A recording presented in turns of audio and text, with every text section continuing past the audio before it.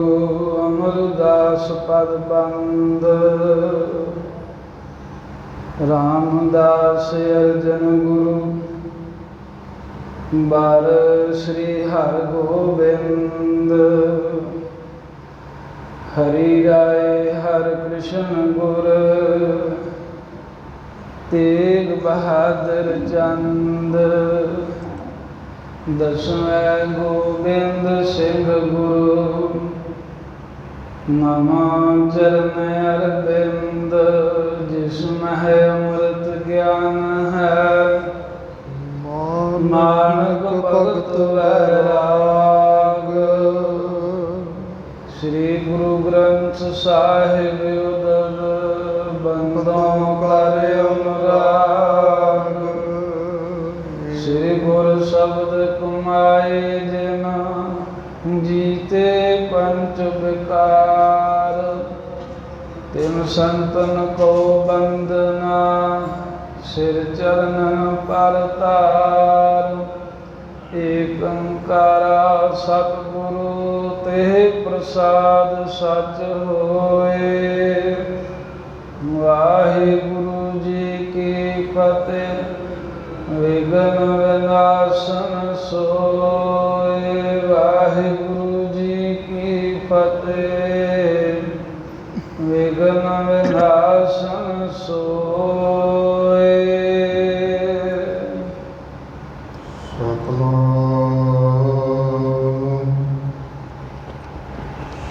वाहिगुरु साहिब जी प्रथम जाए प्रदख ना करी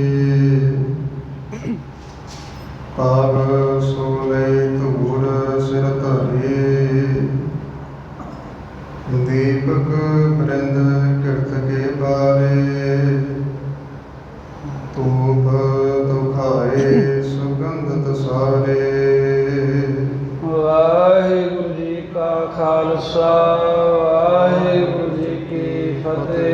धन धन सतगुरु श्री गुरु ग्रंथ साहिब महाराज जी परम पवित्र हजूरी अंदर श्री गुरु तेग बहादुर साहिब जी के तप अस्थान गुरुद्वारा श्री भोरा साहिब जी विखे हाजरियां भर रहे यात्रा करके दर्शन दीदारे कर रहे गुरु प्यारी खालसा साध संगत जी। पिछले समय आप जी ने गुरु त्याग की साखी सरवण की है भी दारा छुपो। इन जिवें साईं मियाँ मीर की संगत करदिया गुरु घर की महिमा सुनी सी उस भावना नूं अंदर वसा के भी गुरु हराय साहब अल्लाह पाक दी मूरत हन। प्रेम पत्र दिल्ली तो लिख के भेजिया जिहदे विच बेनती ये कही सी महाराज दोजकां दी अग विच ना सड़ा। मैं राज भाग चाहुंदा नहीं सी पिता ने मल्लो मल्ली बख्शिया है। यदि भावना वेख के सतगुरां कहा भी तू नरकां च नहीं पवेगा क्योंकि तैनूं साईं मियाँ मीर वर्गे ब्रह्म ज्ञानियां दी संगत हुई है ते तैनूं अटल राज महाराज जी कहते स्वरूप रूपी तख्त दा बख्शिया जुगां तिकर तू अटल रवेगा। ये बचन होए सन। हुण कीरतपुर जदों उतरिया आके चेता आ गया गुरु नूं मिलना चाहे आप पता लगा है सिख कोलों भी गुरु साहब तां गोंदवाल साहब वल गए ने। अपना एक मुख बंदा भेजिया भी जा छेती सतगुरां नूं बेनती कर भी मैनूं दर्शन जरूर देण सज्जे खब्बे ना जाण किधरे। इस तरह हलकारा गया है। उधर गुरु हराय साहब गोंदवाल साहब पहुँचे दर्शन दीदार करके बौली साहब इशनान किया चौबारा साहब कीर्तन किया सारियां दा मान सन्मान करके वापस रात डेरे ते आराम किया। अमृत वेले सतगुरु जी खडूर साहब नूं चाला पाया है। खडूर साहब पहुँच गए ने। इत्थे पहुँच के डेरा किया है। ये साखी आपां कल सुनी है। ये तो अगला प्रसंग गुरु हरराय साहब सच्चे पातशाह जिवें गोविंदवाल साहब तो खडूर साहब पहुँच के सतगुरां दे स्थानां ते हाजरी भरदे ने ਇਹ ਸਰਵਣ ਕਰਨ ਤੋਂ ਪਹਿਲਾਂ ਰਸਨਾ ਪਵਿੱਤਰ ਕਰੋ। ਆਖੋ ਸਤਨਾਮ ਸ੍ਰੀ ਵਾਹਿਗੁਰੂ ਸਾਹਿਬ ਜੀ। ਸਤਨਾਮ ਸ੍ਰੀ ਵਾਹਿਗੁਰੂ ਸਾਹਿਬ ਜੀ। ਸਤਨਾਮ ਸ੍ਰੀ ਵਾਹਿਗੁਰੂ ਸਾਹਿਬ ਜੀ। ਪ੍ਰਥਮ ਜਾਏ ਪ੍ਰਦਖਣਾ ਕਰੀ। ਧੰਨ ਧੰਨ ਸ੍ਰੀ ਗੁਰੂ ਹਰਿ ਸਾਹਿਬ ਜਦੋਂ ਬੌਲੀ ਸਾਹਿਬ ਦਾ ਮਹਾਤਮ ਕਹਿ ਕੇ ਵੀ ਇਹ ਮੁਕਤੀ ਦਾ ਸਥਾਨ ਤੀਸਰੇ ਪਾਤਸ਼ਾਹ ਨੇ ਰਚਿਆ ਹੈ, ਦਰਸ਼ਨ ਦਿਦਾਰੇ ਕਰਦਿਆਂ ਖਡੂਰ ਸਾਹਿਬ ਪਹੁੰਚੇ। ਬਾਰ-ਬਾਰ ਉਤਾਰਾ ਕੀਤਾ ਏ। ਉਤਰ ਕਰ ਸ੍ਰੀ ਹਰਿ ਰਾਏ ਮਹਾਰਾਜ ਉਤਰ ਕੇ ਡੇਰਾ ਕਰਕੇ ਗਏ ਗੁਰੂ ਅੰਗਦ ਕੀ ਥਾਂ, ਜਿੱਥੇ ਗੁਰੂ ਅੰਗਦ ਦੇਵ ਮਹਾਰਾਜ ਸਾਹਿਬ ਦਾ ਤਪ ਅਸਥਾਨ ਹੈ, ਜਿੱਥੇ ਗੁਰੂ ਅੰਗਦ ਦੇਵ ਸਾਹਿਬ ਜੀ ਦਾ ਤਖਤ ਅਸਥਾਨ ਹੈ, ਜਿੱਥੇ ਗੁਰੂ ਅੰਗਦ ਸਾਹਿਬ ਜੀ ਦਾ ਜੋਤੀ ਜੋਤ ਸਮਾਉਣ ਅਸਥਾਨ ਹੈ, ਤਪ ਅਸਥਾਨ ਹੈ ਤਪਿਆਣਾ ਸਾਹਿਬ। ਇੱਥੇ ਗੁਰੂ ਅੰਗਦ ਦੇਵ ਮਹਾਰਾਜ ਬੰਦਗੀ ਕਰਦੇ ਰਹੇ। ਅਤੇ ਫਿਰ ਜੋਤੀ ਜੋਤ ਸਮਾਉਣ ਅਸਥਾਨ ਹੈ ਜਿੱਥੇ ਸੰਸਕਾਰ ਹੋਇਆ ਗੁਰਦੁਆਰਾ ਖੱਡੀ ਸਾਹਿਬ, ਤੇ ਜਿੱਥੇ ਮਹਾਰਾਜ ਦੀਵਾਨ ਸਜਾਉਂਦੇ ਸਨ ਗੁਰਦੁਆਰਾ ਸ੍ਰੀ ਮੱਲ ਅਖਾੜਾ ਸਾਹਿਬ। ਇਹਨਾਂ ਅਸਥਾਨਾਂ ਦੇ ਮਹਾਰਾਜ ਗੁਰੂ ਹਰਿ ਸਾਹਿਬ ਜੀ ਦਰਸ਼ਨ ਕਰਨ ਵਾਸਤੇ ਗਏ ਨੇ। ਦੁਖ ਸੁਖ ਤੇਜ ਨਿਤ ਨਿਰਵਾਣ। ਜਿਹੜੇ ਗੁਰੂ ਅੰਗਦ ਦੇਵ ਮਹਾਰਾਜ ਸਾਹਿਬ ਦੁੱਖਾਂ ਸੁੱਖਾਂ ਤੋਂ ਨਿਰਵਾਣ, ਬੰਧਨਾਂ ਤੋਂ ਰਹਿਤ ਅਵਸਥਾ ਦੇ ਮਾਲਕ ਸਨ। ਮੁਕਤ ਰੂਪ ਸ੍ਰੀ ਗੁਰੂ ਭਗਵਾਨ। ਮੁਕਤੀ ਸਰੂਪ ਭਗਵਾਨ ਦਾ ਰੂਪ ਗੁਰੂ ਨਾਨਕ ਦੇਵ ਸਾਹਿਬ ਜੀ ਦੀਆਂ ਬਖਸ਼ਾਂ ਲੈਣ ਹਾਰੇ ਗੁਰੂ ਅੰਗਦ ਸਾਹਿਬ ਜੀ ਦੇ ਸਥਾਨ ਤੇ ਗਏ ਨੇ। ਪ੍ਰਥਮ ਜਾਏ ਪ੍ਰਦਖਣਾ ਕਰੀ। ਸਭ ਤੋਂ ਪਹਿਲਾਂ ਗੁਰੂ ਹਰਿ ਸਾਹਿਬ ਜੀ ਨੇ ਜਾ ਕਰਕੇ ਸਤਿਗੁਰਾਂ ਦੇ ਪਵਿੱਤਰ ਸਥਾਨ ਦੀ ਪਰਿਕਰਮਾ ਕੀਤੀ ਹੈ, ਪ੍ਰਦਰਸ਼ਨਾ ਕੀਤੀ। ਪਾਰਸੋ ਲਈ ਧੂੜ ਸਿਰ ਧਰੀ। ਤੇ ਆਪਣੇ ਹੱਥਾਂ ਦੇ ਨਾਲ ਗੁਰੂ ਮਹਾਰਾਜ ਦੇ ਪਵਿੱਤਰ ਸਥਾਨ ਦੇ ਦਰ ਦੀ ਧੂੜੀ ਲੈ ਕੇ ਆਪਣੇ ਮੱਥੇ ਦੇ ਗੁਰੂ ਹਰਿ ਸਾਹਿਬ ਜੀ ਨੇ ਲਾਈ ਹੈ। ਗੋਂਦਵਾਲ ਸਾਹਿਬ ਵੀ ਇਵੇਂ ਕੀਤਾ ਸੀ, ਚੁਬਾਰਾ ਸਾਹਿਬ। ਅਸਲ 'ਚ ਮਹਾਰਾਜ ਨੂੰ ਇਹ ਧਰਤੀ ਤੋਂ ਜੋ ਧੂੜ ਲੈਣ ਦੀ ਲੋੜ ਤਾਂ ਕੋਈ ਨਹੀਂ ਹੈ, ਪਰ ਸਿੱਖਾਂ ਸੰਗਤਾਂ ਨੂੰ ਇਹ ਸਮਝਾ ਰਹੇ ਨੇ, ਹੁਣ ਸਾਨੂੰ ਦੱਸ ਰਹੇ ਆ ਵੀ ਜਦੋਂ ਗੁਰ ਅਸਥਾਨਾਂ 'ਤੇ ਜਾਈਏ ਉੱਥੋਂ ਦੀ ਪਵਿੱਤਰ ਚਰਨ ਧੂੜੀ ਮੱਥੇ 'ਤੇ ਜ਼ਰੂਰ ਲਾਈ ਦੀ ਹੈ। ਦੀਪਕ ਬਰਿੰਦ ਕਿਰਤੀ ਬਾਰੇ। ਫਿਰ ਬਹੁਤ ਸਾਰੇ ਮਹਾਰਾਜ ਜੀ ਨੇ ਦੇਸੀ ਘਿਓ ਦੇ ਦੀਵੇ ਬਾਲੇ ਸਤਿਗੁਰੂ ਅੰਗਦ ਦੇਵ ਸਾਹਿਬ ਦੇ ਅਸਥਾਨ 'ਤੇ, ਮਹਾਰਾਜ ਦੇ ਅੰਗੀਠੇ 'ਤੇ, ਤਪ ਅਸਥਾਨ 'ਤੇ, ਤਖਤ ਅਸਥਾਨ 'ਤੇ ਵਾਰੀ-ਵਾਰੀ ਗਏ। ਸਭ ਥਾਵਾਂ 'ਤੇ ਦੇਸੀ ਘਿਓ ਦੀਆਂ ਜੋਤਾਂ ਗੁਰੂ ਹਰਿ ਸਾਹਿਬ ਜੀ ਨੇ ਬਾਲਣਾ ਕੀਤੀਆਂ। ਧੂਪ ਧੁਖਾਏ ਸੁਗੰਧਿਤ ਸਾਰੇ। ਫਿਰ ਸਮੱਗਰੀ ਧੂਫ ਆਦਿਕ ਜਿਵੇਂ ਬੂਰਾ ਜਿਹਾ ਇਕੱਠਾ ਕੀਤਾ ਹੁੰਦਾ ਸੀ ਵੀ ਚੰਦਨ ਦਾ ਬੂਰ ਬਣਾ ਲਿਆ, ਹੋਰ ਖੁਸ਼ਬੂ ਵਾਲੀਆਂ ਲੱਕੜਾਂ, ਹੋਰ ਮੁਸ਼ਕ ਕਪੂਰ ਆਦਿਕ, ਜਿਵੇਂ ਹੁਣ ਵੀ 40 ਤੋਂ ਵੱਧ ਵਸਤੂਆਂ ਨੂੰ ਮਿਲਾ ਕਰਕੇ ਤੇ ਸਮੱਗਰੀ ਤਿਆਰ ਕਰਦੇ ਨੇ ਸਿੱਖ, ਜਿਹੜੇ ਸਮੱਗਰੀ ਧਖਾਉਂਦੇ ਨੇ, ਧੂਪ ਧੁਖਾਉਂਦੇ ਨੇ। ਇਵੇਂ ਬਹੁਤ ਸੁੰਦਰ ਧੂਪ ਸੁਗੰਧੀ ਕਰਨ ਵਾਸਤੇ ਗੁਰ ਸਥਾਨ ਤੇ ਗੁਰੂ ਹਰਿ ਸਾਹਿਬ ਜੀ ਨੇ ਧਖਾਉਣਾ ਕੀਤੀ ਏ। ਤੇ ਸੋਹਣੇ ਖੁਸ਼ਬੂਦਾਰ ਫੁੱਲਾਂ ਦੀਆਂ ਮਾਲਾ ਮਹਾਰਾਜ ਦੇ ਦਰਬਾਰ ਤੇ ਸਿਰ ਕਹਿ ਲੋ, ਮਾਲਾਵਾਂ ਕਹਿ ਦੋ, ਲਟਕਾ ਦਿੱਤੀਆਂ 4 ਚੁਫੇਰੇ। ਪੂਜਨ ਕਰੇ ਸੋ ਗਰੀਬ ਨਿਵਾਈ। ਸਿਰ ਝੁਕਾ ਕੇ ਗੁਰੂ ਅੰਗਦ ਸਾਹਿਬ ਦੇ ਸਥਾਨ ਤੇ ਮੱਥਾ ਟੇਕਿਆ, ਪੂਜਨ ਕੀਤਾ ਹੈ, ਅਦਬ ਸਤਿਕਾਰ ਕੀਤਾ, ਘਿਓ ਦੇ ਦੀਵੇ ਬਾਲ ਕੇ। ਸਨਮਾਨਿਤ ਗੁਰੂ ਅੰਗਦ ਅੰਸ। ਫਿਰ ਜੋ ਗੁਰੂ ਅੰਗਦ ਸਾਹਿਬ ਮਹਾਰਾਜ ਦੀ ਅੰਸ਼ ਬੰਸ ਹੈ, ਬੜੇ ਮਾਨ ਸਨਮਾਨ ਦੇ ਨਾਲ ਬਹੁਤ ਪ੍ਰਸ਼ੰਸਾ ਕਰਕੇ ਵੀ ਧੰਨ ਨੇ ਗੁਰੂ ਅੰਗਦ ਸਾਹਿਬ ਮਹਾਰਾਜ, ਧੰਨ ਹੈ ਉਹਨਾਂ ਦੀ ਅੰਸ਼ ਬੰਸ, ਉਹਨਾਂ ਦੇ ਸਾਹਿਬਜ਼ਾਦੇ। ਜਾਓ ਉਹਨਾਂ ਨੂੰ ਲੈ ਕੇ ਆਓ, ਦਰਸ਼ਨ ਦੀਦਾਰ ਕਰੀਏ। ਇਵੇਂ ਬਹੁਤ ਹੀ ਪ੍ਰਸ਼ੰਸਾ ਕਰਕੇ ਗੁਰੂ ਅੰਗਦ ਦੇਵ ਮਹਾਰਾਜ ਸਾਹਿਬ ਜੀ ਦੀ ਅੰਸ਼ ਬੰਸ ਬਾਬਾ ਦਾਸੂ ਤੇ ਦਾਤੂ ਜੀ ਦੇ ਅੱਗੇ ਜੋ ਸਾਹਿਬਜ਼ਾਦੇ ਨੇ ਉਹਨਾਂ ਦੇ ਪਰਿਵਾਰ ਨੂੰ ਬੁਲਾਉਣਾ ਕੀਤਾ। ਤੇ ਜਦੋਂ ਆਏ ਨੇ ਸਤਿਗੁਰੂ ਦਾ ਸੁਨੇਹਾ ਮਿਲਣ ਕਰਕੇ, ਜਦੋਂ ਪਤਾ ਲੱਗਾ ਵੀ ਗੁਰੂ ਹਰਿ ਸਾਹਿਬ ਆਏ ਨੇ, ਸਤਵੇਂ ਪਾਤਸ਼ਾਹ ਤੁਰੰਤ ਹੀ ਮਹਾਰਾਜ ਦੇ ਕੋਲ ਪਹੁੰਚੇ। ਗੁਰੂ ਹਰਿਰਾਏ ਸਾਹਿਬ ਨੇ ਵੱਡੇ ਸਤਿਗੁਰਾਂ ਦੇ ਪਰਿਵਾਰ ਖਾਨਦਾਨ ਦਾ ਆਦਰ ਸਨਮਾਨ ਕੀਤਾ। ਉੱਠ ਕੇ ਗਲੇ ਦੇ ਨਾਲ ਛਾਤੀ ਦੇ ਨਾਲ ਲਾਇਆ ਏ। ਦਰਬ ਸਮੁਦਾਇ ਸਭ ਤੋਂ ਪਹਿਲਾਂ ਮਹਾਰਾਜ ਨੇ ਸਨਮਾਨ ਕਰਦਿਆਂ ਬਹੁਤ ਸਾਰਾ ਧਨ ਸਾਰਿਆਂ ਦੇ ਤਾਈਂ ਅਰਪਣ ਕੀਤਾ।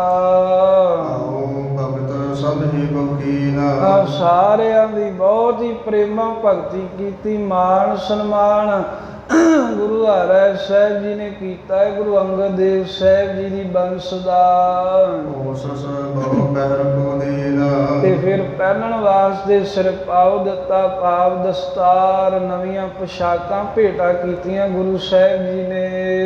ਕੁਸ਼ਲ ਖੁਸ਼ ਕਰਕੇ ਸਨਮਾਨਾ ਸਾਰੀ ਸੁਖ ਸਾਂਦ ਕੁਸ਼ਲ ਪ੍ਰਸੰਨਤਾ ਪੁੱਛ ਕੇ ਬਹੁਤ ਮਾਣ ਸਨਮਾਨ ਕੀਤਾ ਸਾਰਿਆਂ ਦਾ। ਫਿਰ ਗੁਰੂ ਹਰਿਰਾਏ ਸਾਹਿਬ ਜੀ ਨੇ ਹੁਕਮ ਕਰਕੇ ਸਿੱਖਾਂ ਨੂੰ ਬਹੁਤ ਲੰਗਰ ਵਿੱਚ ਬਣੇ ਹੋਏ ਤਰ੍ਹਾਂ ਤਰ੍ਹਾਂ ਦੇ ਜਿਹੜੇ ਪਕਵਾਨ ਸਨ ਉਹ ਵੀ ਸਿੱਖ ਸੰਗਤਾਂ ਨੂੰ ਮਹਾਰਾਜ ਦੇ ਪਰਿਵਾਰ ਨੂੰ ਵਰਤਾਉਣ ਵਾਸਤੇ ਮੰਗਾਏ ਹਨ। ਸਾਰਿਆਂ ਨੂੰ ਪੰਗਤਾਂ ਦੇ ਵਿੱਚ ਬਿਠਾ ਕੇ ਬੜੇ ਪਿਆਰ ਸਤਿਕਾਰ ਦੇ ਨਾਲ ਭੋਜਨ ਛਕਾਇਆ। ਤੇ ਜਦੋਂ ਗੁਰੂ ਹਰਿਰਾਏ ਸਾਹਿਬ ਨੇ ਐਸਾ ਮਾਣ ਆਦਰ ਦਿੱਤਾ, ਬਹੁਤ ਖੁਸ਼ ਨੇ ਮਹਾਰਾਜ ਦਾ ਪਰਿਵਾਰ। ਤਰੇਹਣ ਕੁਲ ਦੇ ਸਾਹਿਬਜ਼ਾਦੇ ਖੁਸ਼ ਨੇ ਵੀ ਧੰਨ ਨੇ ਮਹਾਰਾਜ ਗੁਰਤਾ ਗੱਦੀ ਤੇ ਮਾਲਕ ਨੇ। ਤਾਂ ਵੀ ਵੇਖੋ ਵੀ ਸਾਡੇ ਨਾਲ ਕਿੰਨਾ ਪਿਆਰ ਕਰਦੇ ਹਨ। ਸਾਰਿਆਂ ਨੇ ਬੜੀ ਖੁਸ਼ੀ ਮੰਨ ਕੇ ਬੜੇ ਚਾਅ ਨਾਲ ਪ੍ਰਸੰਨਤਾ ਦੇ ਨਾਲ ਪੰਗਤ ਵਿੱਚ ਬੈਠ ਕੇ ਭੋਜਨ ਪਕਵਾਨ ਛਕੇ। ਸੋ ਇਸ ਪ੍ਰਕਾਰ ਦੇ ਨਾਲ ਉਸ ਤੋਂ ਬਾਅਦ ਮਹਾਰਾਜ ਨੇ ਹੋਰ ਵੀ ਜੋ ਵਿਵਹਾਰ ਕੰਮ ਕਾਜ ਸਨ ਹਰ ਤਰ੍ਹਾਂ ਕਰਕੇ ਗੁਰੂ ਹਰਿਰਾਏ ਸਾਹਿਬ ਗੁਰੂ ਅੰਗਦ ਦੇਵ ਸਾਹਿਬ ਜੀ ਦੀ ਬੰਸ ਦੇ ਸਾਹਿਬਜ਼ਾਦਿਆਂ ਨੂੰ ਪੁੱਛਦੇ ਨੇ ਵੀ ਜੋ ਵੀ ਤੁਸੀਂ ਧਰਮ ਦੀ ਕਿਰਤ ਕਾਰ ਵਿਹਾਰ ਕਰਦੇ ਹੋ ਕੈਸੇ ਚੱਲ ਰਹੇ ਹਨ, ਕਿੱਦਾਂ ਤੁਹਾਡਾ ਗੁਜ਼ਾਰਾ ਹੋ ਰਿਹਾ ਏ, ਕੀ ਕੰਮ ਕਰਦੇ ਹੁੰਦੇ ਹੋ। ਇਸ ਤਰ੍ਹਾਂ ਜੋ ਵੀ ਬਚਨ ਵਿਲਾਸ ਹੁੰਦੇ ਨੇ ਇਹ ਸਾਰੇ ਗੁਰੂ ਹਰਿਰਾਏ ਸਾਹਿਬ ਜੀ ਨੇ ਪੁੱਛੇ ਨੇ, ਕਿਉਂਕਿ ਕਾਰ ਵਿਹਾਰ ਤਾਂ ਕਰਦੇ ਹੀ ਸਨ। ਗੁਰੂ ਅਮਰਦਾਸ ਸਾਹਿਬ ਜੀ ਦੀ ਬੰਸ ਵੀ, ਗੁਰੂ ਅੰਗਦ ਸਾਹਿਬ ਜੀ ਦੀ ਬੰਸ ਉਹ ਵੀ ਦੁਕਾਨ ਚਲਾਉਂਦੇ ਰਹੇ। ਇੱਥੇ ਗੁਰੂ ਅੰਗਦ ਸਾਹਿਬ ਜੀ ਦੀ ਵੀ ਖਡੂਰ ਸਾਹਿਬ ਹੱਟੀ ਹੁੰਦੀ ਸੀ, ਉਹ ਬਾਅਦ ਦੇ ਵਿੱਚ ਸੰਤਾਨ ਚਲਾਉਂਦੀ ਰਹੀ। ਮਹਾਰਾਜ ਸਾਹਿਬ ਜੀ ਨੇ ਆਪਣੇ ਬੱਚਿਆਂ ਨੂੰ ਨਾਲ ਦੀ ਨਾਲ ਕਿਰਤ ਧਰਮ ਦੀ ਕਰਨ ਦੀ ਸਿੱਖਿਆ ਦਿੱਤੀ ਵੀ ਤੁਸੀਂ ਆਪਣੀ ਕਿਰਤ ਕਰੋ। ਉਹਨਾਂ ਬਚਨ ਮੰਨੇ ਹੈ, ਬਚਨ ਮੰਨੇ ਹੈ। ਤੇ ਇਸ ਵੇਲੇ ਬੰਬੇ ਦੇ ਅੰਦਰ ਜਿਹੜੇ ਸਭ ਤੋਂ ਵੱਧ ਮਾਇਆਧਾਰੀ ਲੋਕ ਨੇ ਉਹਨਾਂ ਵਿੱਚੋਂ ਗੁਰੂ ਅੰਗਦ ਸਾਹਿਬ ਤੇ ਗੁਰੂ ਅਮਰਦਾਸ ਜੀ ਦੇ ਸਾਹਿਬਜ਼ਾਦੇ ਰਹਿੰਦੇ ਨੇ।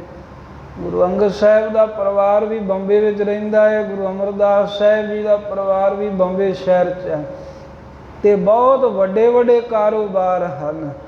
ਬੜਾ ਸਤਿਕਾਰ ਨਾਲ ਵੱਡੇ ਵੱਡੇ ਸਮਾਗਮ ਕਰਾਉਂਦੇ, ਗੁਰਸਿੱਖ ਪਿਆਰਿਆਂ ਨੂੰ ਸੱਦਦੇ ਆਪਣੇ ਘਰਾਂ ਦੇ ਵਿੱਚ। ਗੁਰੂ ਅੰਗਦ ਸਾਹਿਬ ਗੁਰੂ ਅਮਰਦਾਸ ਜੀ ਦੀ ਐਸੀ ਉਹਨਾਂ ਦੇ ਬਖਸ਼ਿਸ਼ ਹੈ।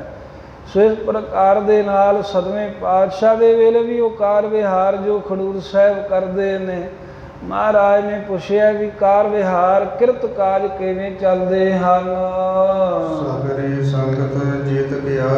ਬਾਕੀ ਹੋਰ ਵੀ ਖਡੂਰ ਸਾਹਿਬ ਨਗਰ ਦੀ ਜਿੰਨੀ ਵੀ ਸੰਗਤ ਮਹਾਰਾਜ ਦੇ ਦਰਸ਼ਨ ਕਰਨ ਵਾਸਤੇ ਆਈ ਏ, ਭੋਜਨ ਖਾਏ। ਸਾਰਿਆਂ ਨੂੰ ਗੁਰੂ ਮਹਾਰਾਜ ਸਾਹਿਬ ਜੀ ਨੇ ਪੰਗਤਾਂ ਵਿੱਚ ਬਿਠਾ ਕੇ ਭੋਜਨ ਛਕਾਇਆ ਲੰਗਰ ਵਿੱਚ। ਇਸ ਤਰ੍ਹਾਂ ਜਾਮ ਜਾਮਨੀ ਲਗ ਸਭ ਪੋਸੇ, ਸਾਧ ਸੰਗਤ ਜਾਮ ਜਾਮਨੀ ਭਾਵ ਇੱਕ ਪਹਿਰ ਰਾਤ ਗਈ ਥੀ ਕਰ 6 ਤੋਂ ਲੈ ਕੇ 9 ਦਾ ਸਮਾਂ। ਇਹ ਸਮਾਂ ਚੰਗਾ ਖੁੱਲ੍ਹਾ ਲੰਗਰ ਮਹਾਰਾਜ ਨੇ ਵਰਤਾ ਕੇ ਸਭ ਰਜਾ ਦੇ ਚੰਗੀ ਤਰ੍ਹਾਂ ਭੋਜਨ ਛਕਾ ਕੇ ਤੇ ਫਿਰ ਦਾਨ ਮਾਨ ਦੇ ਕਰ ਸੰਤੋਸ਼ੇ। ਸਾਰਿਆਂ ਨੂੰ ਪਾਤਸ਼ਾਹ ਨੇ ਦਾਨ ਵੀ ਦਿੱਤਾ ਤੇ ਮਾਣ ਵੀ ਸਾਰਿਆਂ ਦਾ ਕੀਤਾ। ਦਾਨ ਕਰਕੇ ਸਨਮਾਨ ਕਰਕੇ ਸਾਰੇ ਪ੍ਰਸੰਨ ਕਰ ਦਿੱਤੇ, ਸੰਤੁਸ਼ਟ ਕਰ ਲਏ। ਆਸਨ ਪਰ ਸ਼੍ਰੀ ਹਰਿ ਰਾਏ। ਤੇ ਇਸ ਤੋਂ ਬਾਅਦ ਜਦੋਂ ਪਹਿਰ ਰਾਤ ਬਤੀਤ ਹੋ ਗਈ, ਗੁਰੂ ਹਰਿ ਸਾਹਿਬ ਮਹਾਰਾਜ ਨੇ ਭੂਮ ਆਸਣ ਲਾ ਲਿਆ। ਗੁਰੂ ਅੰਗਦ ਸਾਹਿਬ ਦੇ ਦਰਬਾਰ ਦੇ ਸਾਹਮਣੇ ਥੱਲੇ ਹੀ ਚੌਂਕੜਾ ਮਾਰ ਕੇ ਬੈਠ ਗਏ। ਆਨ ਪਾਨ ਕਰ ਕੈਤ ਸਥਾਏ। ਭੋਜਨ ਪ੍ਰਸ਼ਾਦਾ ਛਕ ਕੇ ਮਹਾਰਾਜ ਜੀ ਨੇ ਉਸ ਥਾਂ ਦੇ ਉੱਤੇ ਗੁਰੂ ਦਰਬਾਰ ਵਿੱਚ ਸ਼੍ਰੀ ਅੰਗਦ ਸਥਾਨ ਗਾਰੀ। ਗੁਰੂ ਅੰਗਦ ਦੇ ਮਹਾਰਾਜ ਸਾਹਿਬ ਜੀ ਦੇ ਪਵਿੱਤਰ ਅਸਥਾਨ ਦੇ ਅੱਗੇ ਬੰਦਗੀ ਅਸਥਾਨ ਦੇ ਬੈਠੇ ਸਗਰੇ ਨਿਸਾ ਗੁਜਾਰੀ। ਸਾਰੀ ਰਾਤ ਮਹਾਰਾਜ ਨੇ ਸਤਿਗੁਰੂ ਅੰਗਦ ਦੇਵ ਸਾਹਿਬ ਜੀ ਦੇ ਦਰਬਾਰ ਦੇ ਅੱਗੇ ਚੌਂਕੜਾ ਮਾਰ ਕੇ ਬੈਠੇ ਬਤੀਤ ਕਰਤੀ ਗੁਰੂ ਹਰਿ ਸਾਹਿਬ ਜੀ ਨੇ। ਕੀਰਤਨ ਭਜਨ ਖੰਡ ਭਇਓ ਹੈ। ਰਾਤ ਸਾਰੀ ਕੀਰਤਨ ਭਜਨ ਅਖੰਡ ਭਇਓ ਹੈ। ਅਖੰਡ ਕੀਰਤਨ ਅਖੰਡ ਭਜਨ ਪਰਮੇਸ਼ਰ ਦੀ ਬੰਦਗੀ ਗੁਰੂ ਸਾਹਿਬ ਦੇ ਹੁਕਮ ਦੇ ਨਾਲ ਹੋਈ। ਗੁਰੂ ਕੇ ਰਬਾਬੀ ਕੀਰਤਨ ਕਰ ਰਹੇ ਨੇ। ਮਹਾਰਾਜ ਸਾਹਿਬ ਗੁਰੂ ਕੀਆਂ ਸੰਗਤਾਂ ਸਾਰੀਆਂ ਦਰਬਾਰ ਵਿੱਚ ਬੈਠੀਆਂ, ਕੀਰਤਨ ਹੋਆ ਰਹਿਣ ਸਬਾਈ। ਸਾਰੀ ਰਾਤ ਕੀਰਤਨ ਹੁੰਦਾ ਰਿਹਾ ਤੇ ਸੰਗਤਾਂ ਹਾਜ਼ਰੀ ਭਰਦੀਆਂ ਰਹੀਆਂ। ਬਹੁ ਸੰਗਤ ਕੋ ਮੇਲ ਥਿਓ ਹੈ। ਅਤੇ ਫਿਰ ਗੁਰੂ ਗਰੀਬ ਨਿਵਾਸ ਸੱਚੇ ਪਾਤਸ਼ਾਹ ਜੀ ਨੇ ਬਹੁਤ ਸੰਗਤ ਕੋ ਮੇਲ ਥਿਓ ਹੈ। ਜਦੋਂ ਦਰਬਾਰ ਸਜ ਗਿਆ, ਕੀਰਤਨ ਆਰੰਭ ਹੋਇਆ ਤਾਂ ਬਹੁਤ ਸਿੱਖ ਸੰਗਤ ਦਾ ਮੇਲ ਮਿਲਾਪ ਇਕੱਤਰਤਾ ਗੁਰੂ ਦਰਬਾਰ ਵਿੱਚ ਹੋ ਗਈ ਏ। ਇੱਕ ਸਿਮਰਨ ਦੂਜੇ ਗੁਰੂ ਦਰਸ਼ਨ। ਇੱਕ ਮਹਾਰਾਜ ਸਾਹਿਬ ਜੀ ਦੇ ਦਰਸ਼ਨ ਦਿਦਾਰੇ ਹੋ ਰਹੇ ਨੇ। ਗੁਰੂ ਹਰਿ ਸਾਹਿਬ ਦੇ ਸੰਗਤ ਤਾਂ ਖੁਸ਼ ਹੈ। ਦੂਸਰਾ ਮਹਾਰਾਜ ਦੀ ਸੰਗਤ ਵਿੱਚ ਬੈਠ ਕੇ ਹਰੀ ਪਰਮੇਸ਼ਰ ਦੀ ਸਿਫਤ ਸਿਮਰਨ ਬੰਦਗੀ ਹੋ ਰਹੀ ਹੈ। ਇਹਦੇ ਨਾਲ ਹੋਰ ਆਨੰਦ ਖੇੜਾ ਬਣ ਰਿਹਾ ਏ। ਹਰਿ ਸਿੱਖ ਸੰਗਤ ਔਰ ਹਰਸਨ। ਸਾਰੀ ਸਿੱਖ ਸੰਗਤ ਚਿੱਤ ਵਿੱਚ ਬਹੁਤ ਪ੍ਰਸੰਨ ਹੈ ਵੀ ਧੰਨ ਭਾਗ ਸਾਡੇ ਅੱਜ ਤਾਂ ਮਹਾਰਾਜ ਸਾਹਮਣੇ ਬੈਠੇ ਹੈ ਤੇ ਨਾਲ ਮੁਖੋਂ ਸਤਿਨਾਮ ਵਾਹਿਗੁਰੂ ਦਾ ਸਿਮਰਨ ਜਾਪ ਚੱਲ ਰਿਹਾ ਏ। ਰਹੀ ਜਾਮਨੀ ਜਪੁ ਜਾਮ। ਇਸ ਤਰ੍ਹਾਂ ਪਹਿਰ ਰਾਤ ਗਈ ਤੋਂ ਸਿਮਰਨ ਆਰੰਭ ਹੋਇਆ ਤੇ ਜਦੋਂ ਪਹਿਰ ਰਾਤ ਬਾਕੀ ਰਹਿ ਗਈ, ਉਠੇ ਗੁਰ ਆਨੰਦ ਕੀ ਧਾਮ। ਆਨੰਦ ਦੇ ਘਰ ਗੁਰੂ ਹਰਿ ਸਾਹਿਬ ਜੀ ਉਸ ਵੇਲੇ ਦੀਵਾਨ ਦੇ ਵਿੱਚੋਂ ਉੱਠੇ ਹਨ। ਨਿਤ ਕੀ ਕਿਰਿਆ ਕਰੀ ਇਸ਼ਨਾਨੇ। ਜੋ ਨਿਤ ਦੀ ਮਰਿਆਦਾ ਹੈ ਵੀ ਪਹਿਰ ਰਾਤ ਰਹਿੰਦੀ ਤੋਂ ਇਸ਼ਨਾਨ ਕਰਨ ਦੀ ਮਰਿਆਦਾ ਸਤਿਗੁਰਾਂ ਨੇ ਨਿਭਾਈ। ਇਸ਼ਨਾਨ ਕੀਤਾ, ਸਰੀਰ ਦੀ ਕਿਰਿਆ ਸੋਧ ਕੇ 101 ਗਾਗਰ ਜਲਿਆਨੇ। 101 ਜਲ ਦੀਆਂ ਗਾਗਰਾਂ ਸਤਿਗੁਰਾਂ ਦੇ ਇਸ਼ਨਾਨ ਵਾਸਤੇ ਭਰ ਲਿਆਏ ਗੁਰਸਿੱਖ। ਹੋਏ ਪ੍ਰਭਾਤ ਚੜ੍ਹਨ ਕੀ ਤਿਆਰੀ। ਤੇ ਇਸ ਤਰ੍ਹਾਂ ਇਸ਼ਨਾਨ ਕਰਨ ਤੋਂ ਬਾਅਦ ਫਿਰ ਬਾਕੀ ਹੋਰ ਦੀਵਾਨ ਦੀ ਮਰਿਆਦਾ ਨਿਭਾਉਂਦੇ ਆ। ਪ੍ਰਭਾਤ ਦਾ ਸਮਾਂ ਹੋਇਆ, ਪੋਹ ਫਟਾਲਾ ਹੋ ਗਿਆ, ਸੂਰਜ ਦੀ ਲਾਲੀ ਬੱਦਲਾਂ ਦੇ ਰਾਹੀਂ ਦਿਖਣ ਲੱਗ ਪਈ। ਸਿੱਧਾ ਸੂਰਜ ਤਾਂ ਨਹੀਂ ਹਾਲਾਂ ਦਿਖਿਆ, ਪਰ ਬੱਦਲਾਂ ਤੋਂ ਸੂਰਜ ਦੇ ਆਉਣ ਦਾ ਇਸ਼ਾਰਾ ਮਿਲ ਰਿਹਾ ਹੈ। ਉਹ ਸਮਾਂ ਪ੍ਰਭਾਤ ਦਾ ਪੋਹ ਫਟਾਲੇ ਦਾ ਜਦੋਂ ਹੋ ਆਇਆ ਤੇ ਗੁਰੂ ਹਰਿ ਸਾਹਿਬ ਜੀ ਨੇ ਖਡੂਰ ਸਾਹਿਬ ਤੋਂ ਚੱਲਣ ਦੀ ਤਿਆਰੀ ਕਰ ਲਈ। ਸਾਨਾ ਕੋ ਸ੍ਰੀ ਗੁਰੂ ਚਾਰੇ। ਸਾਰੀ ਫੌਜ ਨੂੰ ਸਤਿਗੁਰਾਂ ਨੇ ਹੁਕਮ ਕੀਤਾ, ਜੀਨ ਤੁਰੰਗਨ ਬਾਵਨ ਲਾਗੇ। ਚਾਲੇ ਦਾ ਭਾਈ ਨਗਾਰਾ ਵਜਾਓ। ਨਗਾਰਾ ਵੱਜਿਆ, ਸਾਰੇ ਹੀ ਸਿੱਖ ਸੂਰਮੇ ਆਪੋ ਆਪਣੇ ਘੋੜਿਆਂ ਦੇ ਕਾਠੀਆਂ ਸਜਾਉਣ ਲੱਗ ਪਏ। ਪਟ ਕੇ ਸੰਦ ਪਹਿਰ ਤਨ ਬਾਗੇ। ਪਟ ਜੇ ਸਨੱਧ ਪਹਿਰ ਤਨ ਬਾਗੇ। ਤੇ ਜਿਹੜੇ ਸਨੱਧਬੱਧ ਤਿਆਰ ਬੁਰ ਤਿਆਰ ਮਹਾਰਾਜ ਸਾਹਿਬ ਜੀ ਦੇ ਸੂਰਮੇ ਸਨ, ਤੇ ਚੰਗੇ ਸੋਹਣੇ ਪੁਸ਼ਾਕੇ ਪਹਿਨ ਕੇ ਤਿਆਰ ਹੋ ਗਏ, ਬਸਤਰ ਪਾ ਕੇ। ਕਰੀ ਤਿਆਰੀ ਗੁਰ ਭਏ ਅਰੂੜ। ਤਿਆਰੀ ਹੋਈ, ਗੁਰੂ ਹਰਿ ਸਾਹਿਬ ਜੀ ਘੋੜੇ ਤੇ ਸਵਾਰ ਹੋ ਗਏ। ਮੋਨ ਲੱਗੇ ਜਨਾਸੈ ਕੂੜ। ਜਿਹੜੇ ਗੁਰੂ ਹਰਿ ਸਾਹਿਬ ਜੀ ਦਾ ਆਸ਼ਾ ਵਿਚਾਰ ਗੁਰਮਤਾ ਬੜਾ ਗੂੜ ਡੂੰਘਾ ਗਹਿਰ ਗੰਭੀਰ ਅਹਿਲ ਸਰੂਪ ਹਨ ਜੋ ਗੁਰੂ ਹਰਿ ਸਾਹਿਬ ਜੀ। ਨਾਰੇ ਵਿਉਰ ਪ੍ਰੀਤ ਵਿਚਾਰੀ। ਉਹਨਾਂ ਸਤਿਗੁਰਾਂ ਦੇ ਅੰਦਰ ਦੀ ਖੇਡ ਕੌਣ ਜਾਣ ਸਕਦਾ। ਹਾਲੇ ਹਲਕਾਰਾ ਨਹੀਂ ਕੀਰਤਪੁਰੋਂ ਪਹੁੰਚਿਆ ਦਾਰਾ ਸ਼ਕੋਰਾ, ਪਰ ਉਹਦੇ ਅੰਦਰ ਦਾ ਪ੍ਰੇਮ ਪਿਆਰ, ਉਹਦੀ ਖਿੱਚ ਜੀ ਗੁਰੂ ਹਰਿ ਸਾਹਿਬ ਜੀ ਨੇ ਜਾਣ ਕੇ ਮਨ ਬੇਦਿਆਰ ਕਰੀ ਸਵਾਰੀ। ਖਡੂਰ ਸਾਹਿਬ ਤੋਂ ਮਹਾਰਾਜ ਵਾਪਸ ਗੋਂਦਵਾਲ ਸਾਹਿਬ ਵੱਲ ਨੂੰ ਹੀ ਹਟਣ ਦੀ ਤਿਆਰੀ ਕਰ ਰਹੇ ਨੇ ਵੀ ਗੋਂਦਵਾਲ ਸਾਹਿਬ ਹੀ ਜਾਈਏ ਭਾਈ। ਇਤਨੇ ਸੌਰ ਚਲੇ ਆਇਓ। ਇਹਨੇ ਚਿਰ ਨੂੰ ਉਹ ਘੋੜਾ ਸਵਾਰ ਜੋ ਕੀਰਤਪੁਰ ਸਾਹਿਬ ਤੋਂ ਚੱਲਿਆ ਸੀ, ਪੁੱਛਦਾ ਪਛਾਉਂਦਾ ਖਡੂਰ ਸਾਹਿਬ ਮਹਾਰਾਜ ਦੇ ਕੋਲ ਪਹੁੰਚ ਗਿਆ। ਨਿਕਟ ਹੋਏ ਕਰ ਸੀਸ ਨਵਾਇਓ। ਮਹਾਰਾਜ ਸਾਹਿਬ ਦੇ ਨੇੜੇ ਹੋ ਕੇ ਨਮਸਕਾਰ ਕੀਤੀ, ਮੱਥਾ ਟੇਕਿਆ। ਦਿਓ ਸ਼ੋਕ ਨਾਮਾ ਤਨ ਫੇਰ। ਤੇ ਜੋ ਦਾਰਾ ਸ਼ਕੋ ਨੇ ਸ਼ੌਂਕਨਾਮਾ ਪ੍ਰੇਮ ਦੀ ਚਿੱਠੀ ਲਿਖ ਕੇ ਭੇਜੀ ਸੀ, ਮਹਾਰਾਜ ਦਰਸ਼ਨ ਦਿਓ, ਮੈਂ ਦਰਸ਼ਨ ਕਰਨਾ ਚਾਹੁੰਦਾ। ਉਹ ਗੁਰੂ ਹਰਿ ਸਾਹਿਬ ਨੂੰ ਉਸਨੇ ਆਣ ਪਕੜਾਈ। ਦੇਖਿਓ ਭਾਏ ਤੇ ਪ੍ਰੇਮ ਕਨੇਰ। ਜਿਸ ਨੇ ਬਹੁਤ ਸ਼ਰਧਾ ਦੇ ਸਹਿਤ ਗੁਰੂ ਘਰ ਦੇ ਤਾਈ ਗੁਰੂ ਸਾਹਿਬ ਪ੍ਰਤੀ ਪ੍ਰੇਮ ਦੇ ਬਚਨ ਕਹੇ ਹਨ। ਤੁਮ ਦਰਸ਼ਨ ਕੋਜ ਤੁਮ ਗਾਇਓ। ਦਾਰਾ ਸ਼ਕੋ ਲਿਖਦਾ ਹੈ ਵੀ ਹੇ ਗੁਰੂ ਹਰਿ ਸਾਹਿਬ ਸੱਚੇ ਪਾਤਸ਼ਾਹ, ਤੁਹਾਡੇ ਦਰਸ਼ਨ ਕਰਨ ਨੂੰ ਮੇਰਾ ਜਿਹੜਾ ਚਿੱਤ ਹੈ ਇਹ ਬੱਦਲਾਂ ਦੇ ਵਾਂਗ ਉਡਾਰੀਆਂ ਮਾਰੇ ਉਮੜ ਉਮੜ ਕੇ ਪੈਂਦਾ ਵੀ ਤੁਹਾਨੂੰ ਵੇਖਾਂ ਮੈਂ। ਸਾਤ ਰਹਿਓ ਨਾ ਸੁਰ ਪਾਇਓ। ਬੜੇ ਲੰਮੇ ਸਮੇਂ ਤੋਂ ਚਾਹੁੰਦਾ ਸੀ ਵੀ ਗੁਰੂ ਮਹਾਰਾਜ ਦੇ ਦਰਸ਼ਨ ਕਰਾਂ, ਪਰ ਪਾਤਸ਼ਾਹੀ ਦੇ ਜੰਜਾਲਾਂ 'ਚੋਂ ਤੁਹਾਡੇ ਦਰਸ਼ਨ ਕਰਨ ਦਾ ਮੈਨੂੰ ਅਵਸਰ ਮੌਕਾ ਹੀ ਨਹੀਂ ਪ੍ਰਾਪਤ ਹੋਇਆ। ਮੈਂ ਪਿਆਪ ਤੋਂ ਇਸ ਦੇਸ। ਹੁਣ ਮਹਾਰਾਜ ਮੈਂ ਇਸ ਦੇਸ਼ ਭਾਵ ਮਾਝੇ ਦੀ ਧਰਤੀ ਜਿੱਥੇ ਤੁਸੀਂ ਗਏ ਹੋਏ ਹੋ, ਮੈਂ ਵੀ ਇੱਧਰ ਨੂੰ ਹੀ ਆ ਰਿਹਾ ਹਾਂ ਆਪਣੀ ਫੌਜ ਸਮੇਤ। ਦਿਓ ਦਰਸ਼ਨ ਮਨ ਪ੍ਰੇਮ ਵਿਸ਼ੇਸ਼। ਮਹਾਰਾਜ ਕਿਰਪਾ ਕਰਕੇ ਮੈਨੂੰ ਇਹ ਜਰਨੈਲੀ ਸੜਕ ਦੇ ਨੇੜੇ ਤੇੜੇ ਹੀ ਦਰਸ਼ਨ ਦਿਓ, ਮੇਰੇ ਮਨ ਵਿੱਚ ਬਹੁਤ ਪ੍ਰੇਮ ਹੈ ਆਪ ਜੀ ਦਾ। ਆਪ ਦੇ ਪਾਸ ਮੈਂ ਚਲੇ ਆਇਓ। ਆ ਤੁਹਾਡੇ ਕੋਲ ਜਦੋਂ ਚਿੱਠੀ ਪਹੁੰਚੇਗੀ ਇਹ ਥੋੜੇ ਸਮੇਂ ਜੀ ਜਾਣ ਲਓ ਵੀ ਮੈਂ ਬਿਆਸ ਦਰਿਆ ਦੇ ਘਾਟ ਤੇ ਆਣ ਪਹੁੰਚਾਂਗਾ ਗੋਇੰਦਵਾਲ ਸਾਹਿਬ। ਨਹੀਂ ਬਿਲਨ ਮੁਝ ਕੋ ਲਿਖਿਆ ਪਾਇਓ। ਮਹਾਰਾਜ ਲੱਖ ਪਾਇਓ, ਇਹ ਜਾਣੋ ਵੀ ਮੈਨੂੰ ਦੇਰ ਨਹੀਂ ਲੱਗੇਗੀ, ਬੜੀ ਛੇਤੀ ਦੇ ਨਾਲ ਹੀ ਤੁਹਾਡੇ ਕੋਲ ਪਹੁੰਚ ਜਾਵਾਂਗਾ। ਤੁਤ ਕਿਤੇ ਦੂਰ ਜੀਵੋ। ਕਿਉਂਕਿ ਮਹਾਰਾਜ ਮੇਰੀ ਭਾਵਨਾ ਇਹ ਹੈ ਵੀ ਜੇ ਕਿਤੇ ਤੁਸੀਂ ਇਹ ਜਰਨੈਲੀ ਸੜਕ ਤੋਂ ਗੋਂਦਵਾਲ ਸਾਹਿਬ ਬਿਆਸ ਦਰਿਆ ਦੇ ਘਾਟ ਤੋਂ ਜੇ ਇੱਧਰ ਉੱਧਰ ਸੱਜੇ ਖੱਬੇ ਜੇ ਕਿਤੇ ਤੁਸੀਂ ਦੂਰ ਹੋਵੋ, ਕਿਰਪਾ ਧਾਰ ਦਿਓ ਦਰਸ਼ਨ ਮੋਹ। ਫੇਰ ਵੀ ਕਿਰਪਾ ਕਰਕੇ ਮੈਨੂੰ ਬਿਆਸ ਦਰਿਆ ਦੇ ਘਾਟ ਤੇ ਆ ਕੇ ਸਤਿਗੁਰੂ ਜੀ ਦਰਸ਼ਨ ਦੇਣਾ ਕਰੋ। ਹਾਰ ਲਗਾਇਓ ਨੂੰ ਰੱਖ ਕੋ ਲਸ਼ਕਰ। ਉਹਦਾ ਕਾਰਨ ਇਹ ਹੈ ਵੀ ਔਰੰਗਜ਼ੇਬ ਨਾਲ ਮੇਰੀ ਖੜਕ ਪਈ ਹੈ ਤੇ ਉਹਦੀਆਂ ਫੌਜਾਂ ਕਤਾਰ ਬਣ ਕੇ ਮੇਰੇ ਪਿੱਛੇ ਚੜੀਆਂ ਆ ਰਹੀਆਂ ਹਨ। ਆਪ ਤੋਂ ਮਟਿਓ ਜਿਉ ਵੱਡ ਜਲਤਰ। ਜਿਵੇਂ ਮਹਾਰਾਜ ਸਮੁੰਦਰ ਉਛਾਲੇ ਮਾਰਦਾ ਏ, ਜਿਵੇਂ ਬੱਦਲ ਹਵਾ ਵਿੱਚ ਉੱਡਦੇ ਆਉਂਦੇ ਐਵੇਂ ਔਰੰਗਜ਼ੇਬ ਦੀ ਮੇਰੇ ਛੋਟੇ ਭਰਾ ਦੀ ਫੌਜ ਮੈਨੂੰ ਫੜਨ ਨੂੰ ਮੈਨੂੰ ਮਾਰਨ ਨੂੰ ਮੇਰੇ ਪਿੱਛੇ ਲੱਗੀ ਆ ਰਹੀ ਏ। ਨਾਹੀ ਤਾਂ ਮੈਂ ਆਪ ਜਿਤ ਹੋਤੇ। ਜੇ ਮਹਾਰਾਜ ਮੇਰੇ ਮਗਰ ਫੌਜ ਨਾ ਚੜ ਕੇ ਆਉਂਦੀ ਹੁੰਦੀ ਤਾਂ ਤੁਸੀਂ ਜਿੱਥੇ ਵੀ ਗਏ ਹੁੰਦੇ ਮੈਂ ਉੱਥੇ ਹੀ ਤੁਹਾਡੇ ਦਰਸ਼ਨ ਕਰਨ ਲਈ ਪਹੁੰਚ ਜਾਂਦਾ।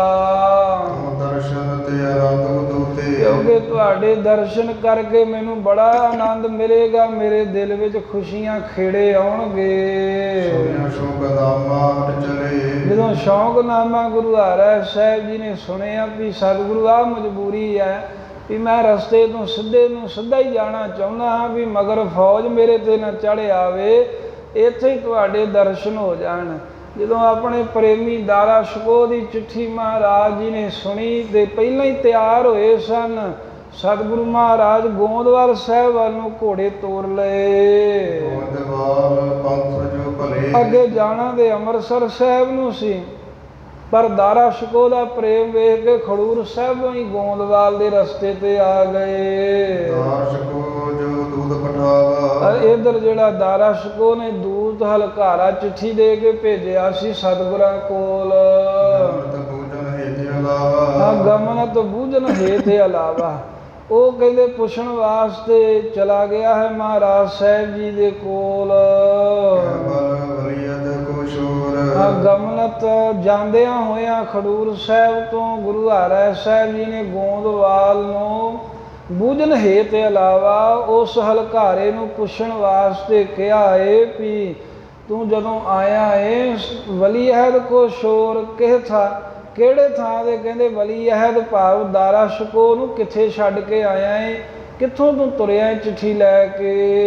ਆਏ ਪਹੁੰਚਿਓ ਹਮਰੀ ਓਰ, ਦੱਸ ਬਈ ਤੂੰ ਕਿਹੜੇ ਥਾਂ ਤੋਂ ਚੱਲ ਕੇ ਸਾਡੀ ਵੱਲ ਆਇਆ ਏ, ਤੇ ਦਾਰਾ ਸ਼ਕੋ ਇਸ ਵੇਲੇ ਕਿੱਥੇ ਐ। ਸੁਣ ਦਸਨੇ ਸਭ ਕਹਿਓ ਬਨਾਏ, ਉਹ ਹਲਕਾਰੇ ਨੇ ਸੁਣ ਕੇ ਸਾਰੀ ਗੱਲ ਗੁਰੂ ਹਰਿ ਸਾਹਿਬ ਜੀ ਨੂੰ ਦੱਸੀ ਹੈ ਚੰਗੀ ਤਰ੍ਹਾਂ। ਤਖਤ ਸ੍ਰੀ ਨਗਰ ਤਟੇ ਉਤਰਾਏ, ਮਹਾਰਾਜ ਪਹਿਲਾਂ ਤਾਂ ਅਸੀਂ ਸ਼੍ਰੀਨਗਰ ਜੋ ਇਧਰ ਪਹਾੜਾਂ ਦੇ ਵਿੱਚ ਹੈ ਗੜਵਾਲ ਵੱਲ ਇੱਥੇ ਚਲੇ ਗਏ ਸਾਂ, ਫਿਰ ਉਹ ਇਲਾਕਾ ਛੱਡ ਕੇ ਤੇ ਥੱਲੇ ਪੱਧਰੀ ਧਰਤੀ ਨੂੰ ਆ ਗਏ, ਕੀਰਤਪੁਰ ਰਾਵਰ ਸਥਾਨੇ, ਜੋ ਸ੍ਰੀ ਕੀਰਤਪੁਰ ਸਾਹਿਬ ਮਹਾਰਾਜ ਆਪ ਜੀ ਦਾ ਪਵਿੱਤਰ ਵਸਾਇਆ ਹੋਇਆ ਸ਼ਹਿਰ ਨਗਰ ਹੈ ਪਹਾੜਾਂ ਦੇ ਵਿੱਚ। ਜਿਤ ਦਸਨਾ ਅੰਮ੍ਰਿਤ ਕੂਜ ਪਿਆਲੇ, ਬਾਦਸ਼ਾਹ ਜੀ ਨਿਸ ਵਿਸ਼ਰਾਮਤ ਕੂਜ ਪਿਆ ਨੇ, ਰਾਤ ਦੇ ਸਮੇਂ ਦਾ ਉੱਥੇ ਵਿਸ਼ਰਾਮ ਕੀਤਾ ਸੀ, ਉੱਥੋਂ ਹੀ ਮੈਨੂੰ ਤੋਰਿਆ ਏ।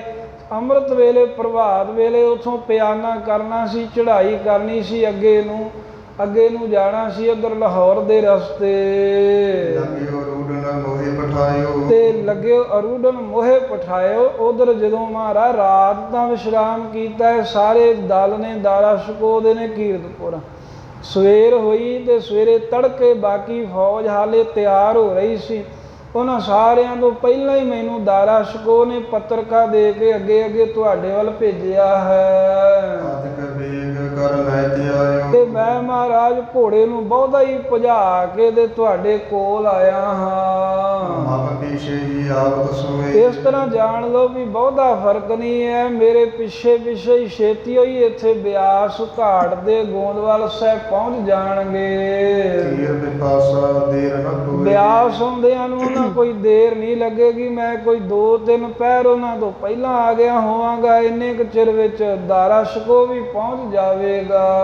ਉਸ ਤੇ ਕਿਰਪਾ ਕਰੇ ਤੁਮ ਚਾਲੇ, ਹਾਂ ਇਤ ਤੇ ਕਿਰਪਾ ਕਰੇ ਤੁਮ ਚਾਲੇ। ਉਧਰੋਂ ਹੁਣ ਮਹਾਰਾਜ ਤੁਸੀਂ ਕਿਰਪਾ ਕਰਕੇ ਪਹਿਲਾਂ ਹੀ ਗੋਂਦਵਾਲ ਸਾਹਿਬ ਨੂੰ ਚੱਲ ਰਹੇ ਸੀ, ਉਧਰੋਂ ਦਾਰਾ ਸ਼ਕੋ ਗੋਂਦਵਾਲ ਵੱਲ ਨੂੰ ਆ ਰਿਹਾ ਏ। ਤੇ ਆਏ ਮਿਲੇ ਸੁਖ ਨਾਲੇ, ਉਧਰੋਂ ਆ ਜਾਵੇਗਾ, ਆਪਾਂ ਪਹੁੰਚ ਕੇ ਹਾਲਾਂ ਡੇਰਾ ਹੀ ਕਰਾਂਗੇ ਤੇ ਸੁੱਖਾਂ ਦੇ ਨਾਲ ਮੇਲ ਮਿਲਾਪ ਹੋਵੇਗਾ ਦੋਵੇਂ ਪਾਸਿਓਂ। ਇਮ ਗੋਜਤ ਗਮਨੇ ਮਗ ਜਾਏ, ਇਸ ਤਰ੍ਹਾਂ ਮਹਾਰਾਜ ਗੁਰੂ ਹਰਿ ਸਾਹਿਬ ਉਸ ਚਿੱਠੀ ਲਿਆਉਣ ਵਾਲੇ ਹਲਕਾਰੇ ਕੋਲੋਂ ਪੁੱਛਦਿਆਂ ਬਚਨ ਵਿਲਾਸ ਕਰਦਿਆਂ ਹੋਇਆਂ ਗੋਂਦਵਾਲ ਸਾਹਿਬ ਨੂੰ ਜਾ ਰਹੇ ਨੇ। ਸ੍ਰੀ ਸਤਿਗੁਰ ਪੂਰਨ ਰਖਾਏ, ਪੂਰਨ ਸਤਿਗੁਰੂ ਸ਼੍ਰੀ ਸੁਭਾਏ ਮਾਨ ਮੁਖ ਵਾਲੇ ਸ਼੍ਰੀ ਸੰਜੋਗਾ ਸੰਯੁਗਤ ਗੁਰੂ ਹਰਿ ਸਾਹਿਬ ਬੜੇ ਖੁਸ਼ ਹੋਏ ਸੁਣ ਕੇ। ਆਏ ਪਹੁੰਚੇ ਗੋਇੰਦਵਾਲ, ਨਗਾਰੇ ਵਜਾਉਂਦਿਆਂ ਹੋਇਆਂ ਖਡੂਰ ਸਾਹਿਬ ਤੋਂ ਗੋਂਦਵਾਲ ਸਾਹਿਬ ਦਲ ਪੰਥ ਦੇ ਸਮੇਤ ਆਣ ਪਹੁੰਚੇ। ਦੂਤ ਬਾਦਤ ਜਮੂ ਵਿਸਾਲ, ਬਹੁਤ ਭਾਰੀ ਜੰਗੀ ਫੌਜ ਹੈ, 7ਵੇਂ ਪਾਤਸ਼ਾਹ ਦੀ ਸ਼ਸਤਰ ਧਾਰੀ ਨਗਾਰੇ ਤੇ ਚੋਬਾਂ ਲਾਉਂਦਿਆਂ ਧੌਂਸੇ ਵਜਾਉਂਦਿਆਂ ਆ ਗਏ। ਉਤਰੇ ਕੋਲ ਵਿਪਾਸਾ ਤੇ ਹੇਰੇ, ਬਿਆਸ ਦਰਿਆ ਦੇ ਕੰਢੇ ਤੇ ਸਤਿਗੁਰੂ ਜੀ ਜਰਨੈਲੀ ਸੜਕ ਦੇ ਨੇੜੇ ਹੀ ਉਤਾਰਾ ਕਰ ਲਿਆ। ਜੁਤ ਵਿਸਤਾਰ ਸੈਨ ਕੇ ਡੇਰੇ, ਹਾਂ ਜਿੰਨਾ ਕੁ ਫੌਜ ਦੇ ਵਿਸਥਾਰ ਵਾਸਤੇ ਡੇਰਾ ਚਾਹੀਦਾ ਸੀ ਉਹਨਾਂ ਡੇਰਾ ਮਹਾਰਾਜ ਸਾਹਿਬ ਨੇ ਵੇਖ ਕੇ ਲਾਇਆ ਏ। ਦੋਹਰਾ ਸਿੱਖ ਸੇਵਕ ਪ੍ਰੋਗਰਾਮ ਟਿਕ, ਹਾਂ ਜਿਹੜਾ ਨੇੜੇ ਨਗਰ ਹੈ ਸ੍ਰੀ ਗੋਂਦਵਾਲ ਸਾਹਿਬ ਜਾਂ ਹੋਰ ਨੇੜੇ ਤੇੜੇ ਛੋਟੇ ਨਗਰ ਵਸਦੇ ਨੇ, ਉਥੋਂ ਦੀਆਂ ਸਿੱਖ ਸੰਗਤਾਂ ਜੋ ਵੀ ਹਨ ਦੀਨੇ ਸਕਲ ਬੁਲਾਏ, ਉਹਨਾਂ ਸਾਰਿਆਂ ਨੂੰ ਮਹਾਰਾਜ ਨੇ ਬੁਲਾਇਆ ਵੀ ਆਓ ਬਈ ਇੱਥੇ ਦਰਸ਼ਨ ਦਿਦਾਰੇ ਜਿਹਨੇ ਕਰਨੇ ਕਰ ਲੋ, ਅਸੀਂ ਠਹਿਰੇ ਹਾਂ ਫੇਰ ਵਾਪਸ ਆ ਕੇ। ਜੁਦ ਧਾਰੀ ਸੂਰ ਨੇ, ਜੋੜੇ ਸ਼ਸਤਰ ਧਾਰੀ ਤਿਆਰ ਯੋਧੇ ਨੇ ਗੁਰੂ ਹਰਿ ਸਾਹਿਬ ਜੀ ਦੇ। ਦਾਸ ਭਏ ਸਮੁਦਾਏ, ਆਦੇ ਗੁਰੂ ਦੀ ਸੇਵਾ ਕਰਨ ਵਾਲੇ ਦਾਸ ਸਿੱਖ ਸੰਗਤਾਂ ਬਹੁਤ ਭਾਰੀ ਗਿਣਤੀ 'ਚ ਇਕੱਤਰ ਹੋ ਗਏ ਹਨ। ਦੋਹਰਾ ਕੀਰਤਪੁਰ ਡੇਰਾ ਕੀਓ, ਇਸ ਤਰ੍ਹਾਂ 7ਵੇਂ ਪਾਤਸ਼ਾਹ ਜੀ ਜਦੋਂ ਗੋਂਦਵਾਲ ਸਾਹਿਬ ਪਹੁੰਚ ਗਏ ਨੇ, ਉਧਰ ਜਿਹਨੇ ਦਾਰਾ ਸ਼ਕੋ ਨੇ ਜਦੋਂ ਕੀਰਤਪੁਰ ਸਾਹਿਬ ਆ ਕੇ ਡੇਰਾ ਕੀਤਾ ਸੀ ਉਹ ਕਥਾ ਨਾਲ ਲਾਉਣ ਲਈ ਕਹਿੰਦੇ ਸੁਣੋ। ਜਸ ਗੁਰ ਕੋ ਸੁਨਕਾਨ, ਜਦੋਂ ਕੀਰਤਪੁਰ ਸਾਹਿਬ ਉਹਨੇ ਗੁਰੂ ਹਰਿ ਸਾਹਿਬ ਜੀ ਵਸਣ ਦਾ ਜਸ ਕੰਨਾਂ ਵਿੱਚ ਸੁਣਿਆ ਦਾਰਾ ਸ਼ਕੋ ਨੇ, ਹਰ ਜੋ ਸੁਖ ਕੋ ਲਹਿਓ। ਦਿਲ ਵਿੱਚ ਬੜਾ ਖੁਸ਼ ਹੋਇਆ, ਸੁਖ ਮਾਣਿਆ ਵੀ ਮਹਾਰਾਜ ਦੇ ਦਰਸ਼ਨ ਹੋਣਗੇ। ਦਾਰਾ ਸ਼ਕੋ ਸੁਜਾਨ। ਦਾਰਾ ਸ਼ਕੋ ਬੜਾ ਸਿਆਣਾ ਹੈ, ਮਹਾਤਮਾ ਦੀ ਜੋ ਸੰਗਤ ਕਰਨ ਵਾਲਾ। ਚੌਪਈ ਆਪਣੇ ਉਮਰਾਵਨ ਕੇ ਸਾਥ। ਜਿਹੜੇ ਉਹਦੇ ਨਾਲ ਵਜ਼ੀਰ ਐਲਕਾਰ ਅਹੁਦੇਦਾਰ ਮੰਤਰੀ ਸੰਤਰੀ ਨੇ, ਉਹਨਾਂ ਨਾਲ ਗੱਲ ਕਰਦੇ ਆ ਕੀਰਤਪੁਰ ਦੇ ਵਿੱਚ। ਦਾਰਾ ਸ਼ਕੋ ਕਹਿੰਦਾ ਏ, ਬੋਲਿਓ ਤਬੈ ਸੁਣੀ ਮੈਂ ਗਾਥ। ਕਹਿਣ ਲੱਗਾ ਵੀ ਇਹ ਜੋ ਗੁਰੂ ਹਰਿ ਸਾਹਿਬ ਜਿਨ੍ਹਾਂ ਕੋ ਤੁਹਾਨੂੰ ਮੈਂ ਲੈ ਕੇ ਜਾਣਾ ਨਾ, ਇਹ ਕਹਿੰਦਾ ਵੀ ਇਹਨਾਂ ਦੀ ਮੈਂ ਗਾਥਾ, ਇਹਨਾਂ ਦੀ ਵਡਿਆਈ ਕੰਨਾਂ ਦੇ ਨਾਲ ਸੁਣੀ ਜਦੋਂ। ਸ੍ਰੀ ਨਾਨਕ ਭੇ ਪੀਰ ਪੀਰ। ਇਹ ਮੈਨੂੰ ਪਤਾ ਲੱਗਾ ਮਹਾਤਮਾ ਦੀ ਸੰਗਤ ਕਰਦੇ ਆ ਵੀ ਗੁਰੂ ਨਾਨਕ ਦੇਵ ਸਾਹਿਬ ਪੀਰਾਂ ਦੇ ਵੀ ਪੀਰ, ਮਹਾਨ ਮਹਾਤਮਾ ਅਕਾਲ ਪੁਰਖ ਦਾ ਰੂਪ ਹੋਏ ਨੇ। ਜਿਨ ਮਹਿ ਅਜਮਤ ਮਹਾ ਗੰਭੀਰ। ਜਿਨ੍ਹਾਂ ਵਿੱਚ ਬਹੁਤ ਭਾਰੀ ਸ਼ਕਤੀਆਂ ਦੇ ਬੜੇ ਗੰਭੀਰ ਡੂੰਘੇ ਨਿਰਹਲ ਸਰੂਪ ਸਨ ਗੁਰੂ ਨਾਨਕ ਦੇਵ। ਲੋਕਨ ਕੋ ਦੀਨਸ ਗਿਆਨ। ਬਹੁਤ ਸਾਰੇ ਲੋਕ ਜਿਨ੍ਹਾਂ ਨੂੰ ਗੁਰੂ ਨਾਨਕ ਦੇਵ ਜੀ ਦੀ ਸੰਗਤ ਮਿਲੀ, ਉਹਨਾਂ ਨੂੰ ਬ੍ਰਹਮ ਦਾ ਗਿਆਨ ਬਖਸ਼ਿਆ ਸਤਿਗੁਰਾਂ ਨੇ। ਕਰਿ ਉਦਾਹਰਨ ਵਿਦਤ ਜਹਾਨ। ਹਾਂ, ਪ੍ਰਗਟੀ ਜਹਾਨ ਵਿੱਚ ਬਹੁਤ ਲੋਕ ਦਾਰਾ ਸ਼ਕੋ ਆਪਣੇ ਅਹਿਲਕਾਰਾਂ ਨੂੰ ਕਹਿੰਦਾ, ਮੈਂ ਸੁਣਿਆ ਵੀ ਗੁਰੂ ਨਾਨਕ ਸਾਹਿਬ ਜੀ ਨੇ ਉਧਾਰੇ ਹਨ। ਗਾਦੀ ਪਰ ਤਿਨ ਕੇ ਪਛਾਤ। ਹੁਣ ਗੁਰਤਾ ਗੱਦੀ ਦੇ ਉਹਨਾਂ ਤੋਂ ਪਿੱਛੋਂ ਉਹਨਾਂ ਦੀ ਗੁਰਿਆਈ ਦੇ ਤਖਤ ਉੱਪਰ ਜੋ ਬੈਠੇ ਤਿਸ ਜਸ ਅਵਿਦਾਤ। ਹਾਂ, ਜੋ ਗੁਰੂ ਹਰਿ ਸਾਹਿਬ ਸਦਵੇਂ ਸਰੂਪ ਬੈਠੇ ਨੇ, ਉਹਨਾਂ ਦਾ ਵੀ ਜਸ ਪ੍ਰਗਟ ਉਜਲ ਪਵਿੱਤਰ ਜਸ ਮੈਂ ਸੁਣਿਆ ਸੰਤਾਂ ਕੋਲ। ਸੰਤ ਅਨੇਕ ਬੇਸ ਕੇ ਮਿਲੇ। ਕਿਉਂਕਿ ਅਨੇਕਾਂ ਭੇਖਾਂ ਦੇ, ਅਨੇਕਾਂ ਮਤਾਂ ਦੇ ਸੰਤ ਮਹਾਤਮਾ ਇੱਕ ਥਾਂ ਦੇ ਮਿਲ ਬੈਠ ਕੇ ਸੰਗਤ ਕਰਦੇ ਹੁੰਦੇ ਸਨ। ਮੈਂ ਵੀ ਉਹਨਾਂ ਕੋ ਕੋਈ ਨਾ ਕੋਈ ਗੁਣ ਲੈਣ ਵਾਸਤੇ ਵਿੱਚ ਬੈਠਾ ਸੀ। ਪ੍ਰਸਾਦ ਇਹਨੂੰ ਕਾ ਚਲੇ। ਤੇ ਉੱਥੇ ਫਿਰ ਗੁਰੂ ਹਰਿ ਸਾਹਿਬ ਜੀ ਦੀ ਸਾਖੀ ਚੱਲ ਪੈਂਦੀ, ਜਦੋਂ ਗੱਲਾਂ ਕਰਦੇ ਵੀ ਬ੍ਰਹਮ ਗਿਆਨੀ ਕੌਣ ਹੈ, ਬ੍ਰਹਮ ਗਿਆਨ ਕਿੱਥੋਂ ਮਿਲਦਾ, ਤਾਂ ਫਿਰ ਦਾਰਾ ਸ਼ਕੋ ਆਪਣੇ ਵਜ਼ੀਰਾਂ ਨੂੰ ਕਹਿੰਦਾ ਹੈ ਵੀ ਉਹ ਸਾਧੂ ਮਹਾਤਮਾ ਗੁਰੂ ਹਰਿ ਸਾਹਿਬ ਗੁਰੂ ਨਾਨਕ ਦੇ ਘਰ ਦੀਆਂ ਗੱਲਾਂ ਕਰਦੇ ਨੇ। ਤੈ ਸੁਜਸ ਸਕਲ ਨੇ ਕਹਿਓ। ਤੈ ਸੁਜਸ, ਜਿੱਥੇ ਜਿੱਥੇ ਵੀ ਕਿਤੇ ਮੈਨੂੰ ਸੰਗਤ ਮਿਲੀ ਹੈ ਸਾਧੂ ਮਹਾਤਮਾ ਦੀ, ਉਹਨਾਂ ਸਾਰਿਆਂ ਨੇ ਗੁਰੂ ਨਾਨਕ ਦੇ ਘਰ ਦਾ ਜਸ ਗਾ ਕੇ ਕਹਿਆ ਏ। ਉਹ ਲੋਕਨ ਸ਼ੁਭ ਮਾਰਗ ਲਹਿਓ। ਤੇ ਬਹੁਤ ਸਾਰੇ ਲੋਕਾਂ ਨੇ ਗੁਰੂ ਮਹਾਰਾਜ ਕੋਲੋਂ ਸ਼ੁਭ ਮਾਰਗ ਬ੍ਰਹਮ ਗਿਆਨ ਦਾ, ਸਿੱਖੀ ਦਾ ਰਸਤਾ ਪ੍ਰਾਪਤ ਕੀਤਾ ਏ। ਹਮਾਰੇ ਪਿਤਾ ਪਿਤਾ ਨੇ ਕੀ ਰਹਿ। ਤੇ ਦਾਰਾ ਸ਼ਕੋ ਕਹਿੰਦਾ ਹੈ ਵੀ ਜੋ ਮੇਰਾ ਪਿਤਾ ਜਾਂ ਮੇਰਾ ਦਾਦਾ ਹੋਇਆ ਹੈ, ਉਤੇ ਪੀਰ ਅਜਮਤ ਵਡੇਰੇ। ਉਤੇ ਪੀਰ ਅਜਮਤੀ ਵਡੇਰੇ, ਉਹਨਾਂ ਸਾਰਿਆਂ ਨੇ ਵੇਖਿਆ ਹੈ ਵੀ ਹਾਂ ਹਮਰੇ ਪਿਤਾ ਪਿਤਾਮਹ ਕੇਰੇ, ਮੇਰੇ ਪਿਤਾ ਸ਼ਾਹਜਹਾਨ, ਮੇਰਾ ਦਾਦਾ ਜਹਾਂਗੀਰ, ਇਹ ਜਿੰਨੇ ਵੀ ਨੇ ਇਹਨਾਂ ਦਾ ਪੀਰ ਹੁੰਦਾ ਸੀ। ਕੁਲ ਹੋਤੇ ਪੀਰ ਅਜਮਤੀ ਵਡੇਰੇ, ਬੜੀ ਸ਼ਕਤੀ ਵਾਲਾ ਬਹੁਤ ਮਹਾਨ ਗਿਆਨਵਾਨ ਜਿਹੜਾ ਇਹਨਾਂ ਦਾ ਪੀਰ ਸੀ ਮੁਰਸ਼ਦ। ਇਸ ਕਰਕੇ ਰਾਤ ਵਡਿਆਈ। ਉਹ ਮੁਰਸ਼ਦ ਸਾਡਾ ਦਾ ਨਾਂ ਹੈ ਸਾਈਂ ਮੀਆਂ ਮੀਰ। ਦਾਰਾ ਸ਼ਕੋ ਕਹਿੰਦਾ ਜਿਸ ਸਾਈਂ ਮੀਆਂ ਮੀਰ ਨੂੰ ਮੇਰਾ ਦਾਦਾ ਮੱਥਾ ਟੇਕਦਾ ਸੀ, ਮੇਰਾ ਬਾਪ ਜਿਸ ਮੀਆਂ ਮੀਰ ਅੱਗੇ ਝੁਕਦਾ, ਉਹ ਸਾਈਂ ਮੀਆਂ ਮੀਰ ਗੁਰੂ ਨਾਨਕ ਦੇ ਘਰ ਅੱਗੇ ਝੁਕਦਾ ਸੀ। ਗੁਰੂ ਨਾਨਕ ਦੇ ਦਰ ਦੀ ਵਡਿਆਈ ਆਪਣੇ ਦਿਲ ਵਿੱਚ ਰੱਖਦਾ, ਮੁਖੋਂ ਸਾਰਿਆਂ ਨੂੰ ਸੁਣਾ ਕੇ ਕਹਿੰਦਾ ਹੈ। ਮਿਲ ਮੁਰੀਦ ਸਮ ਗਰੀਬ ਨਿਵਾਈ। ਤੇ ਦਾਰਾ ਕਹਿੰਦਾ ਵੀ ਜਿਵੇਂ ਆਪਾਂ ਮਿਲ ਕੇ ਮੀਆਂ ਮੀਰ ਜੀ ਨੂੰ ਮਰੀਦ ਉਹਨਾਂ ਦੇ ਸਿਰ ਨਵਾਉਂਦੇ ਆ ਨਾ, ਇਸੇ ਪ੍ਰਕਾਰ ਸਾਈਂ ਮੀਆਂ ਮੀਰ ਮੁਰੀਦਾਂ ਵਾਂਗ, ਸਿੱਖਾਂ ਦੇ ਵਾਂਗ ਗੁਰੂ ਨਾਨਕ ਸਾਹਿਬ ਜੀ ਦੇ ਘਰ ਦੇ ਵਿੱਚ ਜਾ ਕੇ ਮੱਥਾ ਟੇਕਦਾ ਏ। ਰਜੂ ਸ਼ਰਾ ਜਿਨਹੁ ਗਰਭਰੀ। ਪਰ ਜਿਨ੍ਹਾਂ ਦੇ ਗਲ ਦੇ ਵਿੱਚ ਸਰਾ ਰੂਪੀ ਰੱਸੀ ਪਈ ਹੋਈ ਆ, ਜਿਹੜੇ ਤੁਰਕੜੇ ਕੱਟੜ ਨੇ, ਕਹਿੰਦੇ ਹੋਰ ਕੋਈ ਦਿਖੇ ਹੀ ਨਾ ਸੰਸਾਰ ਵਿੱਚ। ਸੋ ਚਰਚਾ ਕਰੇ। ਉਹ ਜਿਹੜੇ ਮੂਰਖ ਮੁਲਾਣੇ ਨੇ ਉਹ ਬੜੀ ਚਰਚਾ ਕਰਦੇ। ਜਦੋਂ ਸਾਈਂ ਮੀਆਂ ਮੀਰ ਜੀ ਨੇ ਗੱਲ, ਦਾਰਾ ਸ਼ਕੋ ਕਹਿੰਦਾ ਸਾਨੂੰ ਆਪ ਦੱਸੀ ਆ ਵੀ ਮੈਂ ਜਦੋਂ ਮਿਲ ਕੇ ਗੁਰੂ ਹਰਗੋਬਿੰਦ ਸਾਹਿਬ ਜੀ ਨੂੰ ਮੱਥਾ ਟੇਕਿਆ ਤੇ ਸ਼ਰਾ ਦੀ ਰੱਸੀ ਨਾਲ ਬੰਨ੍ਹੇ ਹੋਏ ਜਿਹੜੇ ਤੁਰਕੜੇ ਹਨ ਮੁਲਾਣੇ, ਬੜੀ ਚਰਚਾ ਕੀਤੀ। ਕਹਿੰਦੇ ਵੀ ਬੜਾ ਮਾੜਾ ਕੀਤਾ ਹੈ ਸਾਈਂ ਮੀਆਂ ਮੀਰ ਜੀ, ਤੁਸੀਂ ਹਿੰਦੂਆਂ ਸਿੱਖਾਂ ਦੇ ਗੁਰੂ ਨੂੰ ਮੱਥਾ ਟੇਕਦੇ ਹੋ, ਤੁਸੀਂ ਦੇ ਕਾਫਰਾਂ ਅੱਗੇ ਝੁਕਦੇ ਹੋ। ਇਦਾਂ ਦਾ ਦਾਰਾ ਸ਼ਕੋ ਕਹਿੰਦਾ ਉਹਨਾਂ ਨੇ ਬੜਾ ਰੌਲਾ ਰੱਪਾ ਪਾਇਆ।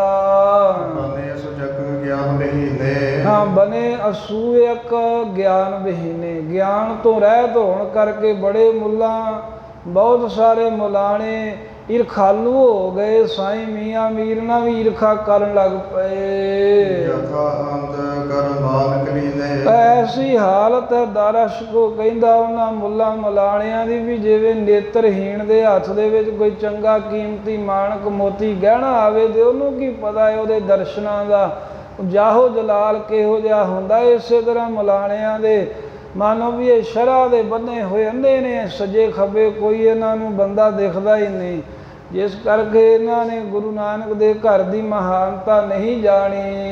ਭਏ ਪ੍ਰਭਾਤੀ ਚਲਿਆ ਗਏ। ਸੋ ਇਸ ਤਰ੍ਹਾਂ ਬਚਨ ਬਲਾਸ ਕੀਰਤਪੁਰ ਸਾਹਿਬ ਦੇ ਵਿੱਚ ਦਾਰਾ ਸ਼ਕੋ ਆਪਣੇ ਸਾਥੀਆਂ ਨਾਲ ਕਰਦਾ ਹੈ। ਕਹਿੰਦੇ ਵੀ ਜਦੋਂ ਸਵੇਰ ਹੋਏਗੀ, ਰਾਤ ਇੱਥੇ ਵਿਸ਼ਰਾਮ ਕਰਕੇ ਫਿਰ ਅੱਗੇ ਚੱਲਾਂਗੇ ਗੁਰੂ ਹਰਿ ਸਾਹਿਬ ਜੀ ਦੇ ਦਰਸ਼ਨ ਕਰਨ। ਮਿਲ ਕਰ ਸੁਣ ਹੈ ਬਾਗ ਭਲੇਰੇ। ਉਹਨਾਂ ਦੇ ਨਾਲ ਮਿਲ ਕੇ ਭਲੇ ਵਾਲੇ ਬਚਨ ਜਿਨ੍ਹਾਂ ਨਾਲ ਸਾਡਾ ਜੀਵਨ ਸਫਲ ਹੋ ਜਾਵੇ ਉਹ ਬਚਨ ਸੁਣਾਂਗੇ। ਸੰਤਨ ਕੋ ਮਿਲ ਗਿਓ ਸੁਖ ਦਾਨੇ। ਕਿਉਂਕਿ ਜਿਹੜੇ ਸੰਤ ਮਹਾਤਮਾ ਹੁੰਦੇ ਜਿਨ੍ਹਾਂ ਦਾ ਅੰਦਰੋਂ ਸ਼ਾਂਤ ਹੋ ਗਿਆ ਹਿਰਦਾ ਚਿੱਤ, ਉਹਨਾਂ ਨਾਲ ਮਿਲਣੇ ਕਰਕੇ ਦਾਰਾ ਸ਼ਕੋ ਕਹਿੰਦਾ ਬੜਾ ਸੁਖ ਪ੍ਰਾਪਤ ਹੁੰਦਾ ਏ। ਜਗ ਮੈਂ ਜਿਸਕੇ ਕੋ ਨਾ ਸਮਾਨੇ। ਜਗਤ ਦੇ ਵਿੱਚ ਮਹਾਂਪੁਰਖਾਂ ਦੀ ਸੰਗਤ ਦੇ ਸੁੱਖ ਦੇ ਬਰਾਬਰ ਹੋਰ ਕੋਈ ਦੁਨੀਆ ਦਾ ਸੁੱਖ ਨਹੀਂ ਹੈ। ਕਹਿ ਦਾਰਾ ਸ਼ਕੋ ਸੁਜਾਨਾ। ਇਸ ਤਰ੍ਹਾਂ ਸਿਆਣੀ ਮੱਤ ਵਾਲਾ ਦਾਰਾ ਸ਼ਕੋ ਗੁਰੂ ਘਰ ਦੀ ਵਡਿਆਈ ਆਪਣੇ ਸਾਥੀਆਂ ਨੂੰ ਕਹਿ ਕਹਾ ਕੇ ਸੁਣ ਕੇ ਸਾਬਾਸ ਕੀਨ ਸਤਿ ਸਥਾਨਾ। ਰਾਤ ਦੇ ਸਮੇਂ ਕੀਰਤਪੁਰ ਸਾਹਿਬ ਵੀ ਵਿਸ਼ਰਾਮ ਕੀਤਾ ਏ। ਖਾਨ ਪਾਨ ਕਰਕੇ ਸੁਖ ਭਾਤੀ। ਜੋ ਵੀ ਭੋਜਨ ਜਿੰਨੀ ਭੁੱਖ ਸੀ ਛਕ ਕੇ ਹਰ ਤਰ੍ਹਾਂ ਕਰਕੇ ਭਏ ਬਤੀਤ ਜਥਾ ਸੁਖ ਰਾਤੀ। ਰਾਤ ਬਤੀਤ ਹੋਈ ਹੈ ਸੁਖ ਦੇ ਨਾਲ। ਰਾਤ ਉਠਿਓ ਕਰ ਸੋਚ ਇਸ਼ਨਾਨਾ। ਅੰਮ੍ਰਿਤ ਵੇਲੇ ਉਠਿਆ ਦਾਰਾ ਸ਼ਕੋ ਕੀਰਤਪੁਰ ਸਾਹਿਬ ਸਤਲੁਜ ਦਰਿਆ ਦੇ ਪਾਣੀ ਨਾਲ ਇਸ਼ਨਾਨ ਕੀਤਾ ਆਸ਼ ਉਪਨਿਖਦ ਬਾਠ ਮੁਖ ਠਾਨਾ। ਤੇ ਬੈਠ ਗਿਆ। ਵੇਖੋ ਵੀ ਭਾਵੇਂ ਰਾਜ ਘਰਾਣੇ ਦੇ ਵਿੱਚੋਂ ਸੀ, ਰਾਜਾ ਵੀ ਬਣਿਆ, ਧੋਖੇ ਨਾਲ ਵੱਖਰੀ ਗੱਲ ਹੈ, ਔਰੰਗੇ ਨੇ ਰਾਜ ਭਾਗ ਖੋਹ ਲਿਆ, ਪਰ ਨਿਤਨੇਮੀ ਹੈ ਫੇਰ ਵੀ ਜਿੰਨੀ ਕਿ ਨੂੰ ਮੱਤ ਹੈ ਅੰਮ੍ਰਿਤ ਵੇਲੇ ਕਹਿੰਦੇ ਉੱਠ ਕੇ ਬੈਠ ਗਿਆ। ਉਪਨਿਸ਼ਦਾਂ ਦੀ ਜਿਹੜੀ ਸੰਗਤ ਨੇ ਬਹੁਤ ਹਿੰਦੂ ਸੰਤਾਂ ਦੀ ਵੀ ਕੀਤੀ ਸੀ, ਉਹਨਾਂ ਕੋ ਜਿਵੇਂ ਸੁਣਿਆ ਸੁਣਾਇਆ ਉਪਨਿਸ਼ਦਾਂ ਦਾ ਪਾਠ ਨਿਤਨੇਮ ਦੇ ਤੌਰ ਤੇ ਅੰਮ੍ਰਿਤ ਵੇਲੇ ਕੀਤਾ ਇਸ ਨੇ। ਸਗਲ ਨੇਮ ਕਰਕੇ ਨਿਤ ਕੀਰੇ। ਜਿਹੜਾ ਨਿਤ ਦਾ ਨੇਮ ਕਰਦਾ ਸੀ, ਜੋ ਵੀ ਇਹ ਨਵਾਜ਼ ਅਦਾ ਕਰਨੀ, ਹੋਰ ਜਿਵੇਂ ਉਪਨਿਸ਼ਦਾਂ ਦਾ ਪਾਠ ਕਰਨਾ, ਕੁਝ ਸਮਾਂ ਬੈਠ ਕੇ ਅੱਲਾਹ ਪਾਕ ਦੇ ਨਾਮਾਂ ਦਾ ਉਚਾਰਨ ਕਰਨਾ, ਮਾਲਾ ਫੇਰਨੀ, ਇਹ ਨਿਤਨੇਮ ਦਾਰਾ ਸ਼ਕੋ ਨੇ ਕੀਤਾ ਏ। ਬਹਾਰ ਜਿਉ ਜਲ ਫੇਰੇ। ਅਬੇ ਫਿਰ ਥੋੜਾ ਜਿਹਾ ਭੋਜਨ ਤੇ ਥੋੜਾ ਜਿਹਾ ਜਲ ਛਕਿਆ। ਹਰੇ ਕੋਚ ਸਤ ਦਰਬ ਕੋ ਤਰਿਓ। ਉਥੋਂ ਕੀਰਤਪੁਰੋਂ ਚਾਲਾ ਪਾਇਆ ਗੁਰੂ ਹਰਿ ਸਾਹਿਬ ਜੀ ਨੂੰ ਮਿਲਣ ਵਾਸਤੇ ਸਤਲੁਜ ਦਰਿਆ ਪਾਰ ਕੀਤਾ ਇਹ ਸਾਰਿਆਂ ਨੇ। ਪੂਰਨ ਬੰਧ ਪਿਆਲਾ ਕਰਿਓ। ਬੜੀ ਛੇਤੀ ਦੇ ਨਾਲ ਕੀਰਤਪੁਰ ਸਾਹਿਬ ਤੋਂ ਗੋਂਦਵਾਲ ਸਾਹਿਬ ਦੇ ਰਸਤੇ ਨੂੰ ਚੱਲਣਾ ਕੀਤਾ। ਭਾਰ ਨਿਵਾਸਾ ਤਰਿਓ ਤੀਰ। ਇੱਥੇ ਮੰਜ਼ਲਾਂ ਨੂੰ ਤੈਅ ਕਰਦਿਆਂ ਹੋਇਆਂ ਬਿਆਸ ਦਰਿਆ ਦੇ ਕੰਢੇ ਤੋਂ ਆ ਕੇ ਬਿਆਸ ਘਾਟ ਤੋਂ ਦੁਆਬੇ ਵੱਲੋਂ ਮਾਝੇ ਵਾਲੇ ਪਾਸੇ ਗੋਂਦਵਾਲ ਸਾਹਿਬ ਆਣ ਪਹੁੰਚਿਆ। 5000 ਲਸ਼ਕਰ ਪੀਰ। ਨਾਲ 5000 ਦੀ ਗਿਣਤੀ ਦੇ ਵਿੱਚ ਸਨੱਬਬੱਧ ਤਿਆਰ ਬਰ ਤਿਆਰ ਸੂਰਮੇ ਇਸ ਦਾਰਾ ਸ਼ਕੋ ਦੀ ਫੌਜ ਵਿੱਚ ਭਰਤੀ ਹਨ। ਸ੍ਰੀ ਹਰਿ ਰਾਏ ਉਤੇਜ ਸੁਥਾਏ। ਜਿੱਥੇ ਗੁਰੂ ਹਰਿ ਸਾਹਿਬ ਮਹਾਰਾਜ ਨੇ ਗੋਂਦਵਾਲ ਸਾਹਿਬ ਬਿਆਸ ਦਰਿਆ ਦੇ ਨੇੜੇ ਆਪਣਾ ਦੀਵਾਨ ਸਜਾਇਆ ਹੋਇਆ ਸੀ, ਡੇਰਾ ਲੱਗਾ ਏ। ਸੁਤਨ ਚ ਮਿਲਬੈ ਪ੍ਰਥਮ ਪਠਾਈ। ਪਹਿਲਾਂ ਮਹਾਰਾਜ ਨੂੰ ਖਬਰ ਭੇਜੀ ਆ ਵੀ ਸਤਿਗੁਰੂ ਅਸੀਂ ਆਣ ਪਹੁੰਚੇ ਆ, ਤੁਹਾਡੇ ਆਗਿਆ ਹੋਵੇ ਤਾਂ ਦਰਸ਼ਨਾਂ ਨੂੰ ਆ ਜਾਈਏ। ਜਦੋਂ ਸਤਿਗੁਰਾਂ ਦੀ ਆਗਿਆ ਹੋਈ ਮਹਾਰਾਜ ਸਾਹਿਬ ਦੇ ਦਰਸ਼ਨਾਂ ਲਈ ਤਿਆਰ ਹੋਇਆ ਏ। ਭਾਇਓ ਸੋ ਤਿਆਰ ਆਪ ਆਪਨ ਪਾਸ਼ੇ। ਮਹਾਰਾਜ ਦੀ ਆਗਿਆ ਮਿਲਣ ਤੋਂ ਬਾਅਦ ਦਾਰਾ ਸ਼ਕੋ ਚੰਗੀ ਤਰ੍ਹਾਂ ਗੁਰੂ ਸਾਹਿਬ ਨੂੰ ਮਿਲਣ ਵਾਸਤੇ ਗੁਰੂ ਦਰਬਾਰ 'ਚ ਜਾਣ ਲਈ ਤਿਆਰ ਹੋਇਆ। ਜੇ ਕਰ ਦਿਪਤ ਜਵਾਹਰ ਆਸ਼ੇ ਬਾ ਕਹਿੰਦੇ ਬੜੇ ਦਿਵਤ ਪ੍ਰਕਾਸ਼ਮਾਨ ਜਵਾਹਰ ਕੀਮਤੀ ਜਿਹੜੇ ਹੀਰੇ ਮੋਤੀ ਲੈ ਕੇ ਚੰਗੀ ਤਰ੍ਹਾਂ ਬਹੁਤ ਮੂਲ ਕੋ ਬਸਤਰ ਸੁਹਾਏ ਬਹੁਤ ਹੀ ਕੀਮਤੀ ਮੁੱਲ ਦੇ ਸੋਹਣੇ ਫਬਵੇਂ ਬਸਤਰ ਚੋਲਾ ਸਵਾਉਣ ਦੇ ਲਈ ਮਹਾਰਾਜ ਲਈ ਲੈ ਕੇ ਚਲਿਓ ਸੁਸ਼ੀਲ ਜਹਾਂ ਦਿਖਾਏ ਚਲਿਓ ਸੁਸ਼ੀਲ ਜਾਹੇ ਅਧਿਕਾਏ ਕਹਿੰਦੇ ਨੇਕੀ ਧਰਮ ਜਿਹਦੇ ਅੰਦਰ ਬਹੁਤ ਹੈ ਉਹ ਦਾਰਾ ਸ਼ਕੋ ਧਰਮ ਕਮਾਉਣ ਗੁਰੂ ਹਰਿ ਸਾਹਿਬ ਕੋ ਚੱਲੇ ਆਏ ਸਾਨੇ ਸਨੇ ਮਗ ਮੋ ਭਗਤਾਰ ਸਹੀਜੇ ਸਹੀਜੇ ਪੈਰੀ ਨੰਗੇ ਪੈਰੀ ਤੁਰ ਕੇ ਰਸਤੇ ਵਿੱਚ ਆਉਂਦਿਆਂ ਹੋਇਆਂ ਪਹੁੰਚੋ ਸਤਿਗੁਰ ਕੇ ਦਰਬਾਰ ਜਿੱਥੇ ਗੁਰੂ ਦਾ ਦਰਬਾਰ ਸੱਜ ਰਿਹਾ ਹੈ ਢਾਡੀ ਕੀਰਤਨ ਕਰ ਰਹੇ ਨੇ ਸੂਰਮੇ ਤਿਆਰ ਗੁਰ ਤਿਆਰ ਸਿੱਖ ਸੰਗਤ ਦਾਸ ਬੈਠੇ ਉਥੇ ਦਾਰਾ ਸ਼ਕੋ ਆਣ ਪਹੁੰਚਿਆ ਦੋਏ ਰਕੀਬੀ ਕੀਰ ਬਜ਼ਾਰ ਦੋ ਰਕੇਬਾਂ ਦੇ ਵਿੱਚ ਧਰੇ ਜਵਾਹਰ ਅਰ ਹਾਂ ਦੀਨਾਰ ਦੀਨਾਰ ਲੈ ਕਰਕੇ ਸੋਨੇ ਦੀਆਂ ਮੋਹਰਾਂ ਅਤੇ ਜਵਾਹਰ ਆਦਿਕ ਕੀਮਤੀ ਗਹਿਣੇ ਮਹਾਰਾਜ ਨੂੰ ਭੇਟਾ ਕਰਨ ਲਈ ਦੋ ਰਕੇਬਾਂ ਦੇ ਵਿੱਚ ਭਰੇ ਨੇ ਐਵੇਂ ਹੁੰਦਾ ਵੀ ਜਿਵੇਂ ਥਾਲ ਹੁੰਦੇ ਆ ਥਾਲਾਂ ਦੇ ਕੰਢੇ ਮੁੜੇ ਹੁੰਦੇ ਆ ਤੇ ਇਹ ਰਕੇਬੀ ਐਵੇਂ ਵੀ ਜਿਵੇਂ ਹਲਵਾਈਆਂ ਨੇ ਕਈ ਵਾਰਾਂ ਉਹ ਇੱਕ ਟਰੇ ਜੀ ਦੇ ਵਿੱਚ ਮਠਿਆਈ ਰੱਖੀ ਹੁੰਦੀ ਹੈ ਨਾ ਵੀ ਕੰਢੇ ਥੋੜ੍ਹੇ ਥੋੜ੍ਹੇ ਉੱਚੇ ਹੁੰਦੇ ਆ ਤੇ ਚੰਗਾ ਖੁੱਲ੍ਹਾ ਹੁੰਦਾ ਭਾਂਡਾ ਉਹ ਇਸ ਤਰ੍ਹਾਂ ਸਮਝ ਲਓ ਵੀ ਥੋੜ੍ਹੇ ਥੋੜ੍ਹੇ ਉੱਚੇ ਜਿਹਦੇ ਕੰਢੇ ਹਨ ਤੇ ਬਹੁਤ ਵੱਡਾ ਖੁੱਲ੍ਹਾ ਥਾਲ ਉਹਨੂੰ ਰਕੇਬੀ ਕਹਿ ਦਿੰਦੇ ਸਨ ਇਹਦੇ ਵਿੱਚ ਚੰਗੀਆਂ ਮੋਤੀ ਦੀਆਂ ਹੀਰਿਆਂ ਦੀਆਂ ਜੜਤ ਮਾਲਾ ਹੋਰ ਕੀਮਤੀ ਲਾਲ ਹੀਰੇ ਤੇ ਸੋਨੇ ਦੀਆਂ ਮੋਹਰਾਂ ਮਹਾਰਾਜ ਨੂੰ ਭੇਟਾ ਕਰਨ ਵਾਸਤੇ ਲੈ ਕੇ ਆਇਆ ਏ ਕਸ਼ੁਕ ਨਿਮਰ ਹੋਏ ਬੈਠਿਓ ਪਾਸ ਮਹਾਰਾਜ ਸਾਹਿਬ ਜੀ ਨੂੰ ਮੱਥਾ ਟੇਕਿਆ ਕੁਝ ਨਿਮਰਤਾ ਧਾਰਨ ਕਰਕੇ ਝੁਕ ਕੇ ਗੁਰੂ ਹਰਿ ਸਾਹਿਬ ਦੇ ਪਾਸ ਬੈਠ ਗਿਆ ਦਾਰਾ ਸ਼ਕੋ ਪਹਿਰੇ ਭੁੱਖ ਨ ਰਹਿਓ ਪ੍ਰਕਾਸ਼ ਅਤੇ ਮਹਾਰਾਜ ਸਾਹਿਬ ਜੀ ਦੇ ਹਜ਼ੂਰ ਸਾਰੇ ਜੋ ਵੀ ਪਦਾਰਥ ਲਿਆਇਆ ਏ ਪਹਿਰੇ ਭੁੱਖ ਨ ਰਹਿਓ ਪ੍ਰਕਾਸ਼ ਉਹ ਸਭ ਕੁਝ ਭੇਟਾ ਕਰਤਾ ਜਿਹੜੇ ਨੇ ਆਪ ਗਹਿਣੇ ਪਹਿਨੇ ਨੇ ਉਹ ਵੀ ਬੜੇ ਲਿਸ਼ਕਾਂ ਮਾਰ ਰਹੇ ਹਨ ਦੀਰਘ ਸਮਸ ਬਦਨ ਪਰਸ਼ਾਮ ਕਾਲੇ ਰੰਗ ਦਾ ਬਹੁਤ ਲੰਮਾ ਦਾੜਾ ਹੈ ਦਾਰਾ ਸ਼ਕੋ ਦਾ ਪਰ ਕੁਲ ਹੈ ਦੀਪੇ ਵਿਰਾਮ ਤੇ ਸਿਰ ਦੇ ਉੱਤੇ ਫਕੀਰਾਂ ਵਾਲੀ ਕੁਲਹੇ ਇਹ ਟੋਪੀ ਇਹਨੇ ਪਾਈ ਹੈ ਤਾਂ ਪਾਤਸ਼ਾਹ ਸੀ ਪਰ ਫਿਰ ਵੀ ਫਕੀਰਾਂ ਵਾਲਾ ਲਿਬਾਸ ਧਾਰਨ ਕਰਕੇ ਰੱਖਦਾ ਏ ਆਪਣਾ ਸਰੂਪ ਮਜਬੇ ਹੇਤ ਆਪਣਾ ਸਰੂਪ ਸਮਝਣ ਲਈ ਵੀ ਮੈਂ ਕੌਣ ਆ ਆਪਣੇ ਸਰੂਪ ਦਾ ਗਿਆਨ ਬ੍ਰਹਮ ਦਾ ਗਿਆਨ ਪਾਉਣ ਵਾਸਤੇ ਬੋਲਿਓ ਦਾਰਸ਼ ਕੋ ਸੁਚੇਤ ਦਾਰਾਸ਼ ਕੋ ਸੁਚੇਤ ਹੋ ਕੇ ਹੱਥ ਜੋੜ ਕੇ ਬੋਲਿਆ ਗੁਰੂ ਹਰਿ ਸਾਹਿਬ ਜੀ ਨੂੰ ਕਹੋ ਸੰਤ ਨਸੋ ਗੋਸ਼ਟ ਮੇਰੀ ਮਹਾਰਾਜ ਤੁਹਾਡੀ ਕਿਰਪਾ ਨਾਲ ਹਿੰਦੁਸਤਾਨ ਦੇ ਬਹੁਤ ਸੰਤਾਂ ਮਹਾਤਮਾ ਨਾਲ ਮੇਰੀ ਗੋਸ਼ਟੀ ਵਿਚਾਰ ਚਰਚਾ ਹੁੰਦੀ ਰਹੀ ਏ ਲਖਨ ਬ੍ਰਹਮ ਕੋ ਸ਼ਿਰ ਸ਼ੇਰੀ ਹਾਂ ਮੇਰੇ ਮਨ ਵਿੱਚ ਬ੍ਰਹਮ ਨੂੰ ਲਖਣ ਦੀ ਆਪਣੇ ਆਪ ਨੂੰ ਜਾਣਨ ਦੀ ਚੰਗੀ ਇੱਛਾ ਸੀ ਹੋਰ ਮੈਂ ਕੋਈ ਚਰਚਾ ਨਹੀਂ ਕਿਸੇ ਨਾਲ ਕੀਤੀ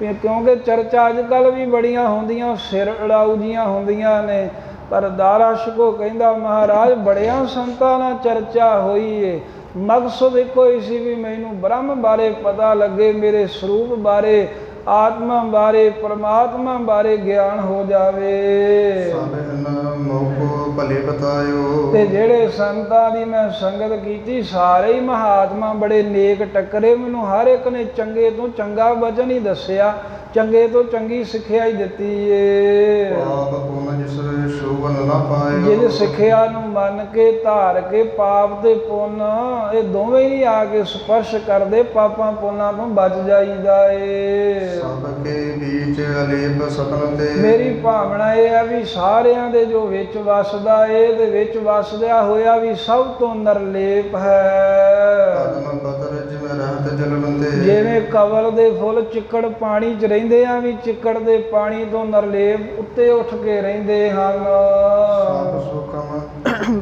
ਤੇ ਸੁਖਮ ਜੋਏ ਹਾਂ ਸਭ ਸੂਖਮ ਤੇ ਸੂਖਮ ਜੋਏ ਜਿਹੜਾ ਸਾਰਿਆਂ ਸੂਖਮਾਂ ਤੋਂ ਵੀ ਸੂਖਮ ਹੈ ਸੂਸ਼ਮ ਤੇ ਸੂਸ਼ਮ ਕਰ ਚੀਨੇ ਜਿਹੜਾ ਸੂਖਮ ਤੋਂ ਵੀ ਸੂਖਮ ਹੈ ਭਾਵ ਅਣ ਦੇਖਦੇ ਤੋਂ ਵੀ ਜਿਹੜਾ ਬਹੁਤਾ ਹੀ ਅਣ ਦਿਖਦਾ ਹੈ ਬਰੀਕ ਤੋਂ ਬਰੀਕ ਨਿੱਕੇ ਤੋਂ ਵੀ ਨਿੱਕਾ ਸਰੂਪ ਹੈ ਜਿਸ ਦਾ ਦਰਿਓ ਗੋਚਰ ਲਖਿਓ ਨਾ ਕੋਏ ਜਿਹੜਾ ਛੁਪਿਆ ਹੋਇਆ ਹੈ ਗੁਪਤ ਰੂਪ ਹੋ ਕੇ ਤੇ ਅਗੋਚਰ ਅੱਖਾਂ ਦੇ ਗੋਚਰ ਨਹੀਂ ਹੈ ਕੰਨਾਂ ਦਾ ਗੋਚਰਾ ਨਹੀਂ ਭਾਵ ਸਾਡੇ ਜੋ ਮਹਾਰਾਜ ਇੰਦਰੀਆਂ ਦਾ ਵਿਸ਼ਾ ਕਿਸੇ ਨੇ ਵੀ ਇੰਦਰੀਆਂ ਕਰਕੇ ਨਹੀਂ ਜਿਸ ਨੂੰ ਜਾਣਿਆ। ਜੋ ਮਹਾਨ ਤੇ ਅਤ ਮਹੀਨੇ ਜੋ ਵਾਹਿਗੁਰੂ ਜੋ ਅੱਲਾਹ ਤਾਲਾ ਮਹਾਨ, ਵੱਡਿਆਂ ਤੋਂ ਵੀ ਮਹੀਆਨੇ ਵੱਡਾ ਭਾਵ ਮਹਾਨ ਤੋਂ ਵੀ ਮਹਾਨ ਸਰੂਪ ਹੈ। ਵਿਦਤ ਤੋਂ ਤੇ ਅਤ ਵਿਦਤ ਬਖਾਨੇ ਤੇ ਜੋ ਪ੍ਰਗਟ ਦੇਖਦੇ ਨੇ ਉਹਨਾਂ ਪ੍ਰਗਟਾਂ ਤੋਂ ਵੀ ਮਹਾਰਾਜ ਜੀ ਉਹ ਜਿਹੜਾ ਪ੍ਰਗਟ ਰੂਪ ਵਿਖਾਣ ਦੇ ਵਿੱਚ ਕਹਿਣ ਵਿੱਚ ਹੈ ਵਾਹਿਗੁਰੂ ਦਾ। ਮੁਰਨ ਪਲਕ ਕੋ ਜਿਸ ਥਿਨ ਨਾਹੀ ਜਿਸ ਪਰਮੇਸ਼ਰ ਦੀ ਸ਼ਕਤੀ ਤੋਂ ਬਗੈਰ ਇਹ ਅੱਖਾਂ ਦੀਆਂ ਪਲਕਾਂ ਵੀ ਜਿਹੜੀਆਂ ਨੇ ਫੁਰ ਨਹੀਂ ਸਕਦੀਆਂ, ਇਹ ਅੱਖਾਂ ਦੀਆਂ ਪਲਕਾਂ ਵੀ ਹਿੱਲ ਨਹੀਂ ਸਕਦੀਆਂ। ਦੀਨਸ ਚੇਤਨਤਾ ਸਭ ਮਾਹੀ ਸਰੀਰ ਦੇ ਸਾਰੇ ਅੰਗਾਂ ਦੇ ਵਿੱਚ ਹੀ ਜਿਸ ਵਾਹਿਗੁਰੂ ਨੇ ਚੇਤਨਤਾ ਆਪਣੀ ਸ਼ਕਤੀ ਪਾਈ ਹੈ। ਆਦਿਕ ਜਿਸ ਵਿਦ ਬਖਾਨੇ ਇਹ ਤੇ ਆਦਿਕ ਸਰੂਪ ਮਹਾਰਾਜ ਜਿਸ ਨੂੰ ਵੇਦ ਗਿਆਨਵਾਨ ਪੁਰਖ ਵੇਦ ਧਰਮ ਗ੍ਰੰਥ ਵਿਖਿਆਨ ਕਰਦੇ ਨੇ। ਦਸ ਸਦਾ ਸੁਗਗਨ ਸਮਾਨੇ ਜਿਹੜਾ ਪਰਮੇਸ਼ਰ ਇੱਕ ਰਸ ਇੱਕੋ ਜਿਹਾ ਸਰੂਪ ਸਾਹਿਬ ਮੇਰਾ ਨੀਤ ਨਵਾਂ ਜਿਵੇਂ ਗੁਰਬਾਣੀ ਕਹਿੰਦੀ ਹੈ, ਇਸ ਤਰ੍ਹਾਂ ਮਹਾਰਾਜ ਇੱਕ ਰਸ ਸਰੂਪ ਹੈ ਜਿਸ ਦਾ। ਅਤੇ ਗਗਨ ਸਮਾਨੇ ਜਿਵੇਂ ਆਕਾਸ਼ ਸਭ ਥਾਵਾਂ ਦੇ ਵਿਆਪਕ ਹੀ ਦਿਖਦਾ ਹੈ, ਜਿੱਥੇ ਜਾਈਏ ਆਕਾਸ਼ ਗਗਨ ਦੀ ਨਿਆਈ ਜੋ ਵਿਆਪਕ ਸਰੂਪ ਹੈ ਪਰਮੇਸ਼ਰ। ਭਗਤ ਸਜਾਤ ਬਿਜਾਤੀ ਭੇਦਨਾ ਤੇ ਫਿਰ ਜੋ ਸਵੈਗਤ ਸਜਾਤ ਬਿਜਾਤੀ ਭੇਦਨਾ ਜਿਹਦੇ ਵਿੱਚ ਭੇਦ ਨਹੀਂ ਹੈ ਮਹਾਰਾਜ, ਸਜਾਤੀ ਬਿਜਾਤੀ ਸਵੈਗਤ ਭੇਦ ਇਹ ਭੇਦ ਹੁੰਦੇ ਨੇ। ਸਵੈਗਤ ਕੀ ਹੈ ਵੀ ਜਿਵੇਂ ਸਾਡੇ ਸਰੀਰ ਦੇ ਅੰਗ ਨੇ, ਜਿੱਦਾਂ ਦੀਆਂ ਸਾਡੀਆਂ ਅੱਖਾਂ ਨੇ ਉੱਦਾਂ ਦੀਆਂ ਸਾਡੇ ਕੰਨ ਨਹੀਂ ਹੈ, ਜਿਹੋ ਜਿਹੇ ਕੰਨ ਨੇ ਉੱਦਾਂ ਦਾ ਸਾਡਾ ਮੂੰਹ ਨਹੀਂ ਹੈ, ਜਿਹੋ ਜਿਹਾ ਮੂੰਹ ਹੈ ਇਹੋ ਜਿਹੀਆਂ ਬਾਹਾਂ ਨਹੀਂ ਹੈ, ਜਿਸ ਤਰ੍ਹਾਂ ਦੀਆਂ ਬਾਹਾਂ ਨੇ ਉੱਦਾਂ ਦੇ ਪੱਟ ਨਹੀਂ ਹੈ। ਭਾਵ ਜਿਵੇਂ ਇੱਕ ਸਰੀਰ ਦੇ ਅੰਗ ਜਿਹੜੇ ਹਨ ਸਵੈਗਤ ਆਪਣੇ ਸਰੀਰ ਦੀ ਜਿਹੜੀ ਗਤੀ ਹੈ ਨਾ, ਸਾਡੇ ਸਰੀਰ ਦੇ ਜਿਵੇਂ ਅੰਗ ਵੱਖੋ ਵੱਖਰੇ ਹਨ, ਪਰ ਉਹ ਪਰਮੇਸ਼ਰ ਇਹ ਸਵੈਗਤ ਭੇਦ ਤੋਂ ਵੀ ਰਹਿਤ ਹੈ, ਕਿਉਂਕਿ ਉਹਦਾ ਸਰੀਰ ਹੀ ਨਹੀਂ ਹੈ ਸਾਡੇ ਵਰਗਾ। ਅਤੇ ਫਿਰ ਸਜਾਤ ਸਜਾਤੀ ਸਜਾਤੀ ਕੀ ਹੁੰਦਾ ਵੀ ਸਹਿਜਾਤੀ, ਜਿਵੇਂ ਆਪਾਂ ਇੱਥੇ ਬੈਠੇ ਹਾਂ ਵੀ ਇੱਕ ਗ੍ਰੰਥੀ ਉਹਦੇ ਮਗਰ ਦੂਜਾ ਵੀ ਹੈ ਤੀਜਾ ਵੀ ਹੈ, ਪਾਠ ਚੱਲਦੇ ਆ ਜਿੱਥੇ ਇੱਕ ਪਾਠੀ ਉੱਥੇ ਦੂਜਾ ਵੀ, ਉਸੇ ਜਾਤ ਦਾ ਹੋਰ ਹੋਣਾ। ਪਰ ਪਰਮੇਸ਼ਰ ਅਕਾਲ ਪੁਰਖ ਵਾਹਿਗੁਰੂ ਜਿਹੜਾ ਸਜਾਤੀ ਭੇਦ ਤੋਂ ਵੀ ਰਹਿਤ ਹੈ, ਕਿਉਂਕਿ ਉਹਦੀ ਜਾਤ ਦਾ ਵੀ ਉਹਦੇ ਵਰਗਾ ਹੋਰ ਕੋਈ ਨਹੀਂ ਹੈ।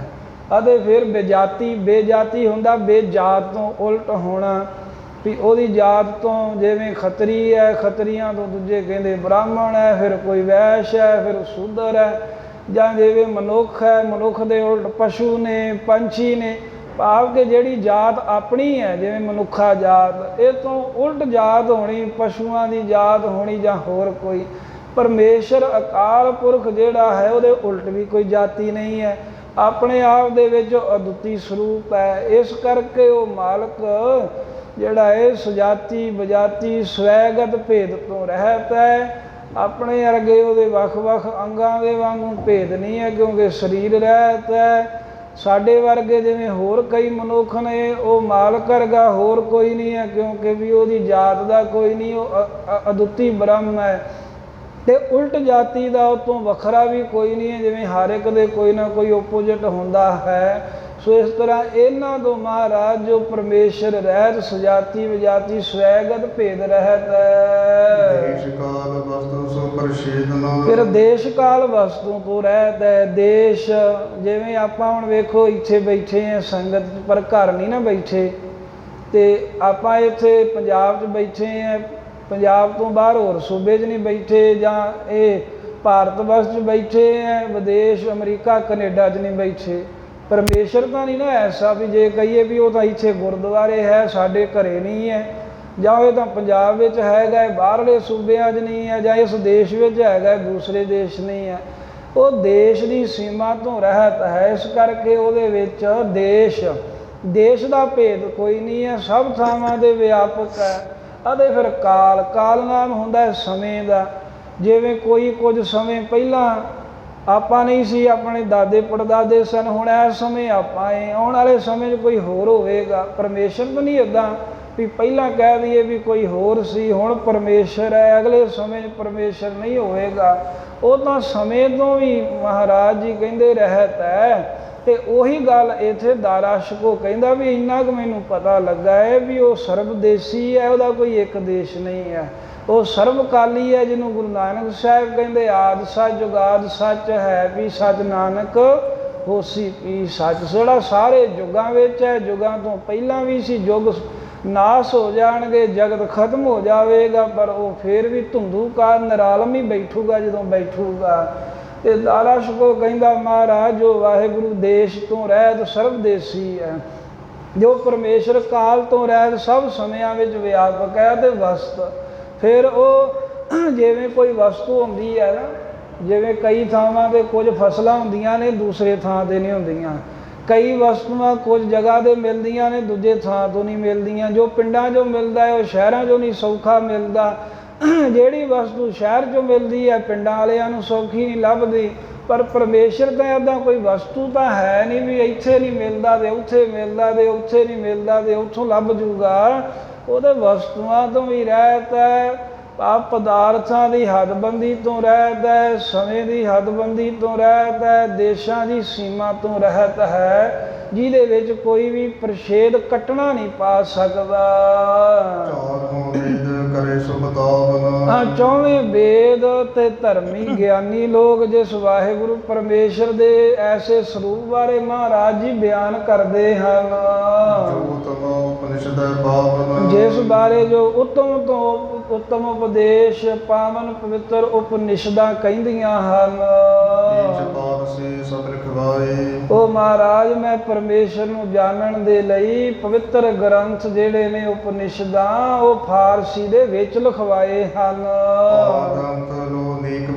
ਆਰੰਭ ਤੋਂ ਲੈ ਕੇ ਅਖੀਰ ਤੀਕਰ ਚੰਗੀ ਤਰ੍ਹਾਂ ਫਾਰਸੀ ਬੋਲੀ 'ਚ ਆਪਣੇ ਪੜ੍ਹਨ ਵਾਸਤੇ ਉਪਨਿਸ਼ਦਾਂ ਲਿਖੀਆਂ ਨੇ, ਤੇ ਉਪਨਿਸ਼ਦਾਂ ਮੈਂ ਸਾਰੀਆਂ ਪੜ੍ਹੀਆਂ ਨੇ, ਚੰਗੀ ਤਰ੍ਹਾਂ ਉਹਦੇ ਅਰਥ ਵਿਚਾਰੇ ਹਨ। ਸਾਰ ਤੱਤ ਕੀ ਹੈ, ਅਸਾਰ ਝੂਠ ਕੀ ਹੈ, ਉਪਨਿਸ਼ਦਾਂ ਇਹਦਾ ਸਾਰਾ ਗਿਆਨ ਦਿੰਦੀਆਂ ਨੇ। ਫਿਰ ਮੈਨੂੰ ਬੜੇ ਉੱਤਮ ਤੋਂ ਉੱਤਮ ਸੰਨਿਆਸੀ ਲੋਕ ਜਿਨ੍ਹਾਂ ਘਰ-ਬਾਰ ਮਾਇਆ ਗ੍ਰਸਤੀ ਸਭ ਕੁਝ ਹੀ ਤਿਆਗਿਆ, ਉਹ ਮਹਾਤਮਾ ਦੀ ਸੰਗਤ ਮੈਨੂੰ ਦਾਰਾ ਸ਼ਿਕੋ ਕਹਿੰਦਾ ਮਿਲੀ ਹੈ ਗੁਰੂ ਹਰਿ ਸਾਹਿਬ।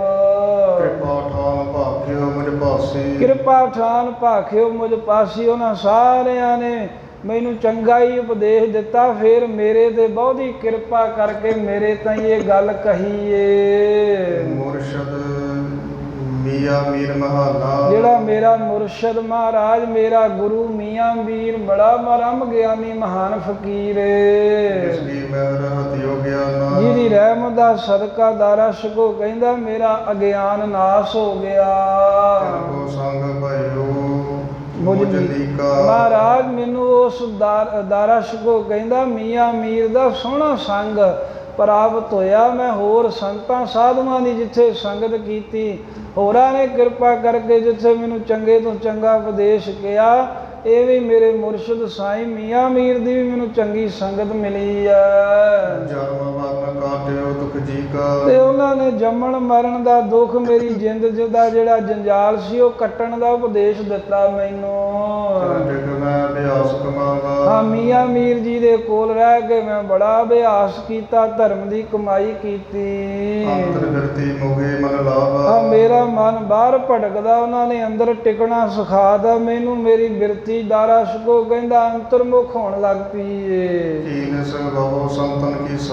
ਐਵੇਂ ਬੜੇ ਸੰਤਾਂ ਮਹਾਤਮਾ ਦੀ ਮਹਾਰਾਜ ਮੈਂ ਸੰਗਤ ਕੀਤੀ। ਜਦੋਂ ਵੀ ਸਮਾਂ ਮਿਲਿਆ ਮੈਂ ਜਿੱਥੇ ਸਾਧੂ ਵੇਖ ਲਏ ਸੁਣ ਲਏ ਉਹਨਾਂ ਕੋਲ ਹੀ ਜਾ ਕੇ ਬੈਠ ਜਾਂਦਾ ਸੀ। ਉਹਨਾਂ ਦੀ ਪੰਗਤ ਵਿੱਚ ਬੈਠਦਾ ਰਿਹਾ, ਸੁਭਾਵ ਕਿ ਉਹਨਾਂ ਦੇ ਚਰਨਾਂ 'ਚ ਬਹਿ ਕੇ ਸੰਤਾਂ ਮਹਾਤਮਾ ਦੇ ਬਚਨ ਸੁਣਦਾ ਰਿਹਾ। ਰਾਤ ਦਿਨ ਨਿਸ ਦਿਨ ਇਮ ਮੁਝ ਕੋ ਸਭ ਜਾਣਿਓ। ਰਾਤ ਦਿਨ ਸਾਰਿਆਂ ਨੇ ਮੈਨੂੰ, ਜਿੰਨੇ ਵੀ ਮੁੱਲਾ ਮੁਲਾਣੇ ਸਨ ਉਹਨਾਂ ਨੇ ਜਾਣ ਲਿਆ ਵੀ ਇਹ ਦਾਰਾ ਸ਼ਿਕੋ ਸ਼ਾਹਜਹਾਨ ਦਾ ਵੱਡਾ ਮੁੰਡਾ, ਇਹ ਤਾਂ ਸਾਧੂਆਂ ਸੰਨਿਆਸੀਆਂ ਕੋਲ ਹੀ ਬੈਠਾ ਰਹਿੰਦਾ, ਏਦਾਂ ਸਭ ਨੂੰ ਪਤਾ ਲੱਗ ਗਿਆ।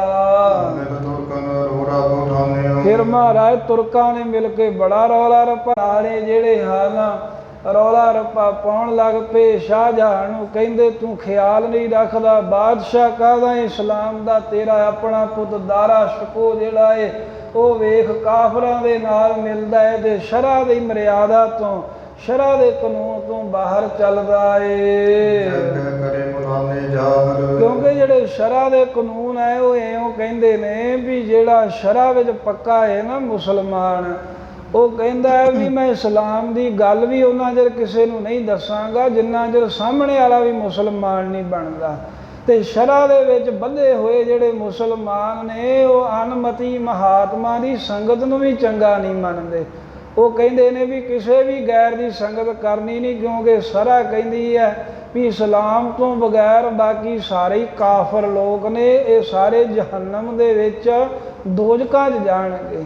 ਇਸ ਕਰਕੇ ਦਾਰਾ ਸ਼ਿਕੋ ਗੁਰੂ ਹਰਿ ਸਾਹਿਬ ਜੀ ਨੂੰ ਬੇਨਤੀ ਕਰ ਰਿਹਾ ਵੀ ਮਹਾਰਾਜ ਮੈਂ ਜਦੋਂ ਬਹੁਤੇ ਸਾਧੂ ਮਹਾਤਮਾ ਦੀ ਸੰਗਤ ਕਰਨ ਲੱਗ ਪਿਆ ਤਾਂ ਮੁੱਲਾ ਮਨਾਣਿਆਂ ਨੇ ਬੜਾ ਰੌਲਾ ਪਾਇਆ। ਮੇਰੇ ਬਾਪ ਸ਼ਾਹਜਹਾਨ ਨੂੰ ਕਹਿੰਦੇ ਤੇਰਾ ਪੁੱਤ ਦੇ ਕਾਫਰ ਬਣ ਜੂਗਾ, ਸ਼ਰ੍ਹਾ ਦੀ ਮਰਿਆਦਾ ਨਹੀਂ ਮੰਨਦਾ।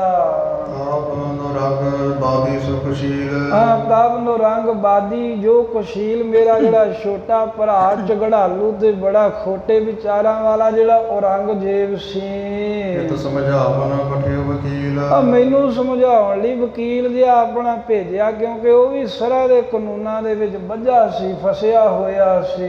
ਜੀਵ ਨਰਕ ਮੈਂ ਜਿਉ ਦੁਖ ਪਾਵੈ, ਜੀਵ ਨਰਕ ਮੈਂ ਜਿਉ ਦੁਖ ਪਾਵੈ। ਦਾਰਾ ਸ਼ਿਕੋ ਕਹਿੰਦਾ ਮਹਾਰਾਜ ਜਿਵੇਂ ਕੋਈ ਨਰਕਾਂ 'ਚ ਪਿਆ ਹੋਵੇ, ਦੁਖੀ ਹੋ ਰਿਹਾ ਹੋਵੇ, ਦਿਖਸੈ ਕੋਣ ਰਖੇ ਸਮਝਾਵੈ, ਤੇ ਆਪ ਤਾਂ ਨਰਕਾਂ 'ਚ ਡਿੱਗਿਆ ਹੀ ਹੈ ਤੇ ਉਹ ਜੇ ਆਖੇ ਵੀ ਹੋਰ ਕੋਈ ਵੀ ਨਾ ਨਰਕਾਂ 'ਚੋਂ ਨਿਕਲੇ ਤੇ ਜੇ ਨਿਕਲਣ ਦਾ ਕੋਈ ਯਤਨ ਕਰੇ ਤੇ ਉਹਨੂੰ ਜਿਵੇਂ ਕੋਈ ਸਮਝਾਉਂਦਾ ਹੈ ਨਾ, ਐਵੇਂ ਹੀ ਔਰੰਗਜ਼ੇਬ ਆਪ ਦੇ ਸ਼ਰ੍ਹਾ ਦੇ ਜਿਹੜੇ ਕਾਨੂੰਨ ਨੇ ਨਰਕਾਂ ਦੇ ਬਰਾਬਰ ਉਹਨਾਂ 'ਚ ਡਿੱਗਿਆ ਹੋਇਆ। ਜੇ ਮੈਂ ਨਿਕਲਣਾ ਚਾਹਿਆ ਤਾਂ ਮੈਨੂੰ ਸਮਝਾਉਣ ਲੱਗ ਪਿਆ। ਬੜੀ ਆਪਣੀ ਬੁੱਧ ਸਿਆਣਪ ਕਹਿ ਕੇ ਦੱਸਦੇ ਆ ਇਸਲਾਮ ਤੋਂ ਬਾਹਰਲੇ ਸੰਤਾਂ ਮਹਾਤਮਾ ਕੋ ਨਹੀਂ ਜਾਈਦਾ, ਇਹ ਕਾਫਰ ਲੋਕ ਨੇ, ਇਹਨਾਂ ਦੀ ਸੰਗਤ ਨਹੀਂ ਕਰੀਦੀ। ਮਹਾਰਾਜ ਏਦਾਂ ਮੈਨੂੰ ਕਹਿ ਕੇ ਬੜਾ ਸਮਝਾਉਂਦੇ ਰਹੇ। ਮੰਦੀ ਮਤ ਵਾਲੇ ਸਨ, ਉਹਨਾਂ ਨੂੰ ਕੋਈ ਗਿਆਨ ਨਹੀਂ ਹੈ, ਕੋਈ ਪਤਾ ਹੀ ਨਹੀਂ ਵੀ ਅੱਲਾਹ ਤਾਲਾ ਜਿਹੜਾ ਹੈ ਉਹ ਕਿਸੇ ਬੰਧਨਾਂ ਵਿੱਚ ਬੱਝਾ ਥੋੜਾ ਹੈ, ਵੀ ਇੱਕ ਵਿੱਚ ਜੋਤ ਹੈ ਤੇ ਦੂਜੇ 'ਚ ਜੋਤ ਤੋਂ ਬਗੈਰ ਹੀ ਤੁਰਿਆ ਫਿਰਦਾ ਹੈ। ਉਹ ਸਾਰੇ ਉਹਦੇ ਹੀ ਪੈਦਾ ਕੀਤੇ ਬੰਦੇ ਹਨ। ਮੈਂ ਤੈਨੂੰ ਕਹਿ ਮਤ ਮਤੀ, ਮੈਂ ਤਾਂ ਬੜੀਆਂ ਦਾਰਾ ਸ਼ਿਕੋ ਕਹਿੰਦਾ ਵੀ ਅੱਗੋਂ ਮੱਤਾਂ ਦਿੰਦਾ ਰਿਹਾ, ਉਹਨਾਂ ਨੂੰ ਚੰਗੀ ਤਰ੍ਹਾਂ ਹਲਾਉਣ ਕੇ ਕਹਿੰਦਾ ਰਿਹਾ ਵੀ ਇਹ ਸ਼ਰ੍ਹਾ ਦੇ ਕਾਨੂੰਨਾਂ 'ਚੋਂ ਨਿਕਲ ਕੇ ਤੇ ਅੱਲਾਹ ਪਾਕ ਦੇ ਕਾਨੂੰਨ ਵਿੱਚ ਆਓ। ਅੱਲਾਹ ਪਾਕ ਦਾ ਕਾਨੂੰਨ ਤਾਂ ਇਹੀ ਕਹਿੰਦਾ ਵੀ ਕੁਦਰਤ ਕੇ ਸਭ ਬੰਦੇ, ਪਰ ਮਹਾਰਾਜ ਸਾਹਿਬ ਜੀ ਉਹ ਮੂਰਖ ਬਹੁਤ ਹੀ ਜਾਣ ਕੇ ਉਹਨਾਂ ਦਾ ਮੱਥਾ ਮਾਰਨਾ ਮੈਂ ਫਿਰ ਛੱਡ ਦਿੱਤਾ। ਇਸ ਤਰ੍ਹਾਂ ਮੇਰੀ ਸਾਰੇ ਤੁਰਕ ਮਿਲ ਕੇ ਬੜੀ ਨਿੰਦਾ ਜੀ ਕਰਦੇ ਰਹੇ ਵੀ ਦਾਰਾ ਸ਼ਿਕੋ ਤਾਂ ਜਿਹੜਾ ਹੈ ਇਸਲਾਮ ਦੇ ਕਾਨੂੰਨ ਤੋਂ ਬਾਹਰ ਏ। ਸ਼ਰ੍ਹਾ ਦੀ ਫਾਹੀ ਵਿੱਚ ਬੰਨੇ ਹੋਏ ਤੇ ਉਹਨਾਂ ਦੀ ਮੱਤ ਮਹਾਰਾਜ ਮਾਰੀ ਗਈ ਹੈ ਮੁੱਲਾ ਮੁਲਾਣਿਆਂ ਦੀ, ਪਰ ਮੈਂ ਨਹੀਂ ਉਹਨਾਂ ਦੀ ਇੱਕ ਵੀ ਮੰਨੀ। ਮੇਰਾ ਮੁਰਸ਼ਦ ਮੀਆਂ ਮੀਰ ਨਹੀਂ ਸ਼ਰ੍ਹਾ ਵਿੱਚ ਬੱਝਾ, ਉਹਦੇ ਸਾਰਿਆਂ 'ਚ ਪਰਮੇਸ਼ਰ ਜਾਣਦਾ ਸੀ ਤੇ ਮੈਨੂੰ ਉਹਨਾਂ ਦੀ ਸੰਗਤ ਹੋਣ ਕਰਕੇ ਮੈਂ ਵੀ ਉਹਨਾਂ ਦੇ ਕਾਨੂੰਨ ਨਹੀਂ ਮੰਨੇ। ਫੇਰ ਜਿਹੜੇ ਕੁਮਤ ਖੋਟੀ ਮਤ ਵਾਲੇ ਤੇ ਨਾਰਕੀ ਜਿਹੜੇ ਜੀਵ ਨੇ ਉਹਨਾਂ ਨੂੰ ਆਪਣੇ ਤਨ ਦਾ ਬੜਾ ਅਭਿਮਾਨ ਹੁੰਦਾ, ਨਾਰਕੀ ਜੀਵਾਂ ਨੂੰ, ਨਰਕਾਂ 'ਚ ਪੈਣ ਹਾਰਿਆਂ ਨੂੰ।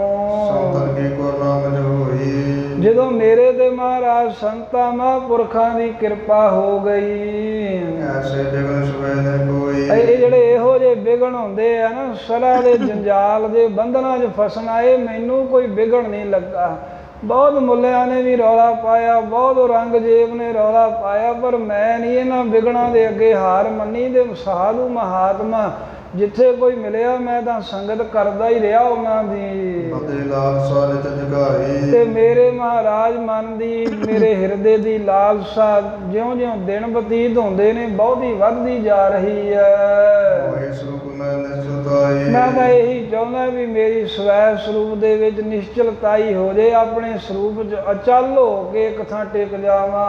ਮਿਥਿਆ ਜਗ ਕੇ ਦੁਖ ਸੁਖ ਜੋਈ, ਕਿਉਂਕਿ ਮਿਥਿਆ ਹੈ ਜਗਤ, ਜਗਤ ਦੇ ਜਿਹੜੇ ਦੁੱਖ ਤੇ ਸੁੱਖ ਨੇ ਇਹ ਵੀ ਸਾਰੇ ਮਿਥਿਆ ਰੂਪ ਹੀ ਜਾਣ ਲਏ ਨੇ। ਅਗਨਿ ਸਮ ਦਹੀਅਤ ਸਭ ਕੋਈ, ਹਰ ਇੱਕ ਜੀਵ ਨੂੰ ਇਹ ਦੁੱਖ ਆ ਗਿਆ, ਕਦੀ ਸੁੱਖ ਆ ਗਿਆ। ਇਹ ਦੁੱਖ ਵੀ ਆਉਣਾ ਤੇ ਸੁੱਖ ਵੀ ਆਉਣਾ, ਐਵੇਂ ਹੀ ਹੈ ਜਿਵੇਂ ਅੱਗ ਵਿੱਚ ਸੜਨਾ ਏ ਤੇ ਅੱਗ ਦੀ ਨਿਆਈ ਸਾਰੇ ਜੀਵਾਂ ਨੂੰ ਮਹਾਰਾਜ ਇਹ ਦੁੱਖ ਸੁੱਖ ਸਾੜ ਰਹੇ ਨੇ। ਤੁਮ ਕਿਰਪਾ ਕਰੋ ਅਸ ਹੋਈ, ਤੇ ਮੈਨੂੰ ਇਹੀ ਮਹਾਰਾਜ ਜੀ ਉਹ ਤੁਹਾਡੇ ਕੋਲੋਂ ਚਾਹੀਦਾ, ਇਹੀ ਮੰਗਦਾ ਏ। ਦਾਰਾ ਸ਼ਕੋ ਕਹਿੰਦਾ ਗੁਰੂ ਹਰਿ ਸਾਹਿਬ ਕਿਰਪਾ ਮੇਰੇ ਤੇ ਕਰਕੇ ਤੇ ਇਹੋ ਜੀ ਬਖਸ਼ਿਸ਼ ਕਰ ਦਿਓ। ਤਨ ਕੀ ਆਚਨਾ ਲਾਗੈ ਮੋਹੀ, ਇਹ ਮਹਾਰਾਜ ਦੁੱਖ ਸੁੱਖ ਰੂਪੀ ਅਗਨੀ ਦੇ ਵਿੱਚ ਮੈਂ ਨਾ ਸੜਾਂ, ਇਹ ਆਂਚ ਵੀ ਨਾ ਲੱਗੇ ਮੈਨੂੰ, ਸੇਕ ਮਾਤਰ ਵੀ ਦੁੱਖ ਸੁੱਖ ਦਾ ਨਾ ਆਵੇ। ਨਿਤ ਸੁਖ ਮੈਂ ਤਿਰਤਾ ਬਾਬਾ, ਆਪਣੇ ਸਵੈ ਸਰੂਪ ਦੇ ਵਿੱਚ ਮੇਰੀ ਬਿਰਤੀ ਲੱਗ ਜਾਵੇ, ਮੈਂ ਟਿਕ ਜਾਵਾਂ। ਜਿਸ ਤੇ ਜਨਮ ਸੋ ਮਰਨ ਮਿਟਾਵਾਂ, ਜਿਸ ਕਰਕੇ ਮੇਰਾ ਜੰਮਣਾ ਤੇ ਮਰਨਾ ਇਹ ਦੋਵੇਂ ਦੁਖਦਾਈ ਸਮੇਂ ਮਹਾਰਾਜ ਖਤਮ ਹੋ ਜਾਣ। ਉਪਜੈ ਬ੍ਰਹਮ ਵਿਖੇ ਵਿਸ਼ਵਾਸ, ਸਾਰਿਆਂ ਵਿੱਚ ਪਰਮੇਸ਼ਰ ਵਸਦਾ ਏ, ਇਹ ਭਰੋਸਾ ਮੇਰੇ ਦਿਲ ਵਿੱਚ ਪੈਦਾ ਹੋ ਜਾਵੇ। ਗਿਆਨ ਤਾਂ ਹੈ ਪਰ ਮੈਨੂੰ ਵਿਸ਼ਵਾਸ ਵੀ ਹੋਵੇ ਇਸ ਗੱਲ ਦਾ।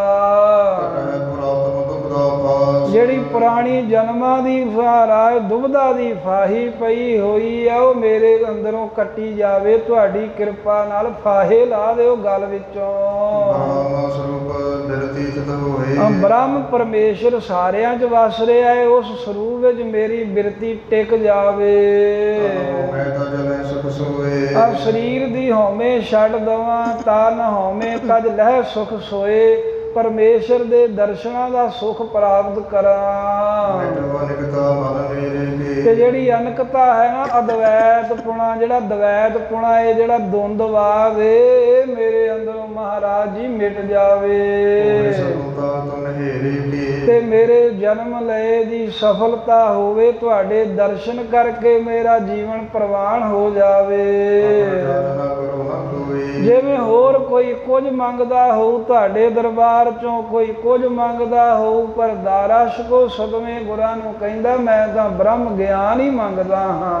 ਆਦਰੋ ਅੰਤ ਸਮੇਂ ਤਜ ਹੋਈ, ਹਾਂ ਆਦਰੋ ਅੰਤ ਸਮੇਂ ਤਜ ਹੋਈ। ਹੋਰ ਜੋ ਕੁਝ ਵੀ ਮੰਗਾਂਗੇ ਉਹ ਕੁਝ ਪਦਾਰਥ ਪਹਿਲਾਂ ਛੁੱਟ ਗਏ ਐ, ਕੁਝ ਜੇ ਰਹਿ ਗਏ ਅਖੀਰ ਨੂੰ ਉਹ ਵੀ ਤਾਂ ਛੁੱਟ ਹੀ ਜਾਣੇ ਹਨ। ਨਾਸ਼ਵੰਤ ਜੋ ਸੁਖ ਜਗ ਕੇਰੇ, ਆ ਜਿਹੜੇ ਦੁਨੀਆ ਦੇ ਸੁੱਖ ਨਾਸ਼ਵੰਤ ਨੇ, ਜਾਂ ਕਈ ਵਾਰ ਪਦਾਰਥ ਛੁੱਟ ਜਾਂਦੇ ਨੇ, ਜਾਂ ਪਦਾਰਥਾਂ ਨੂੰ ਛੱਡ ਕੇ ਬੰਦਾ ਤੁਰ ਜਾਂਦਾ, ਰਹਿੰਦਾ ਤੇ ਸਦਾ ਕੁਝ ਨਹੀਂ ਏ। ਜਿਸ ਜਾਚਨ ਕੋ ਨਹਿ ਮਨ ਮਿਲ, ਇਸ ਕਰਕੇ ਇਹਨਾਂ ਪਦਾਰਥਾਂ ਨੂੰ, ਦੁਨੀਆ ਦੇ ਸੁੱਖਾਂ ਨੂੰ ਮੰਗਣ ਦਾ ਮਨ ਨਹੀਂ ਮੇਰਾ ਮਹਾਰਾਜ ਚਾਹੁੰਦਾ। ਮੈਂ ਤੁਹਾਡੇ ਕੋ ਅੰਦਰ ਦੀ ਇਕਾਗਰਤਾ, ਬ੍ਰਹਮ ਦਾ ਗਿਆਨ, ਪਰਮੇਸ਼ਰ ਦਾ ਨਾਮ ਮੰਗਦਾ ਹਾਂ। ਤਨ ਧਰਦੇ ਕੇ ਜੇ ਵਿਵਹਾਰ, ਸਰੀਰ ਧਾਰਨ ਕਰਨ ਦੇ, ਸਰੀਰ ਨੂੰ ਪਾਲਣ ਦੇ, ਇਹ ਜਿੰਨੇ ਵੀ ਵਿਵਹਾਰ ਕੰਮ ਕਾਜ ਉਦਮ ਜੇ ਕਰਨੇ ਹੁੰਦੇ ਨੇ, ਪ੍ਰਾਪਤ ਪਰਾਲਬਧ ਅਨੁਸਾਰ, ਇਹ ਮਹਾਰਾਜ ਕੀ ਕਰਨੇ ਪਰਾਲਬਧ ਅਨੁਸਾਰ। ਰੋਟੀ ਪਾਣੀ ਅੰਨ ਅਨਾਜ ਤਾਂ ਕੱਪੜਾ ਲੀੜਾ ਮਿਲ ਹੀ ਜਾਣਾ ਹੈ, ਜੋ ਲਿਖਿਆ ਹੈ ਕਾਹਦੇ ਲਈ ਇਹਦੇ ਵਾਸਤੇ ਖਪਣਾ ਹੈ। ਤਿਨ ਕੋ ਯਤਨ ਕਰਨਾ ਹੈ ਬਾਦ, ਉਹਨਾਂ ਚੀਜ਼ਾਂ ਦੇ ਲਈ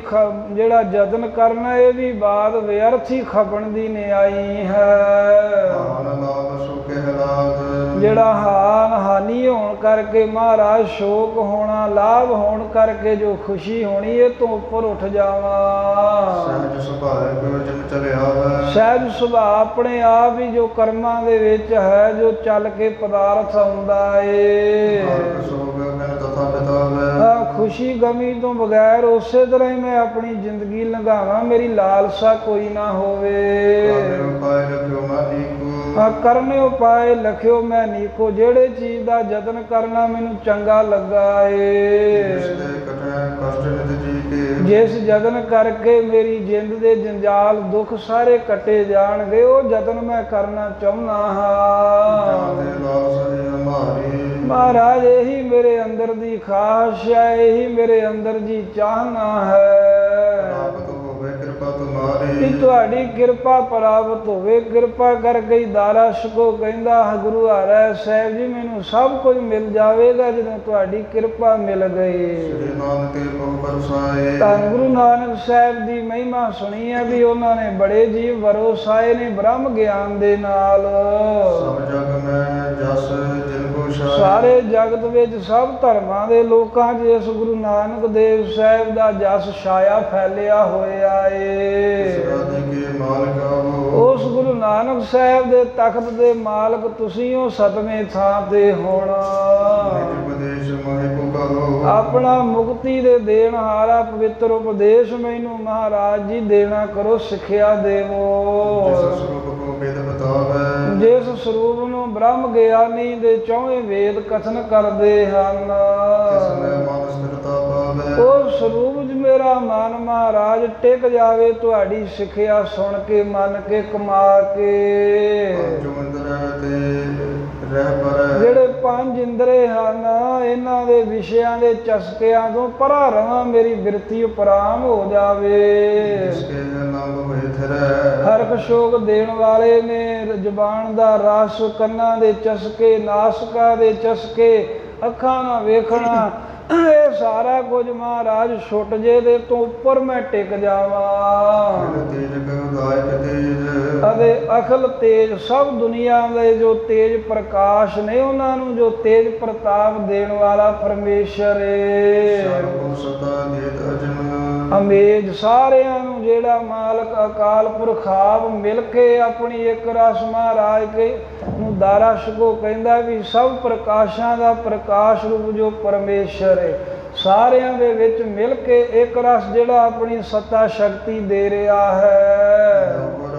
ਕਿਰਪਾ ਆਪ ਕੀ ਠਾਨ ਕੈ ਮਹਾਰਾਜ ਤੁਸੀਂ ਕਿਰਪਾ ਕਰੋ ਆਪਣੀ ਰਹਿਮਤ ਕਰਕੇ ਜੋ ਸਭ ਤੇਜਾਂ ਦਾ ਤੇਜ ਸਭ ਵਿੱਚ ਵਿਆਪਕ ਮਾਲਕ ਹੈ।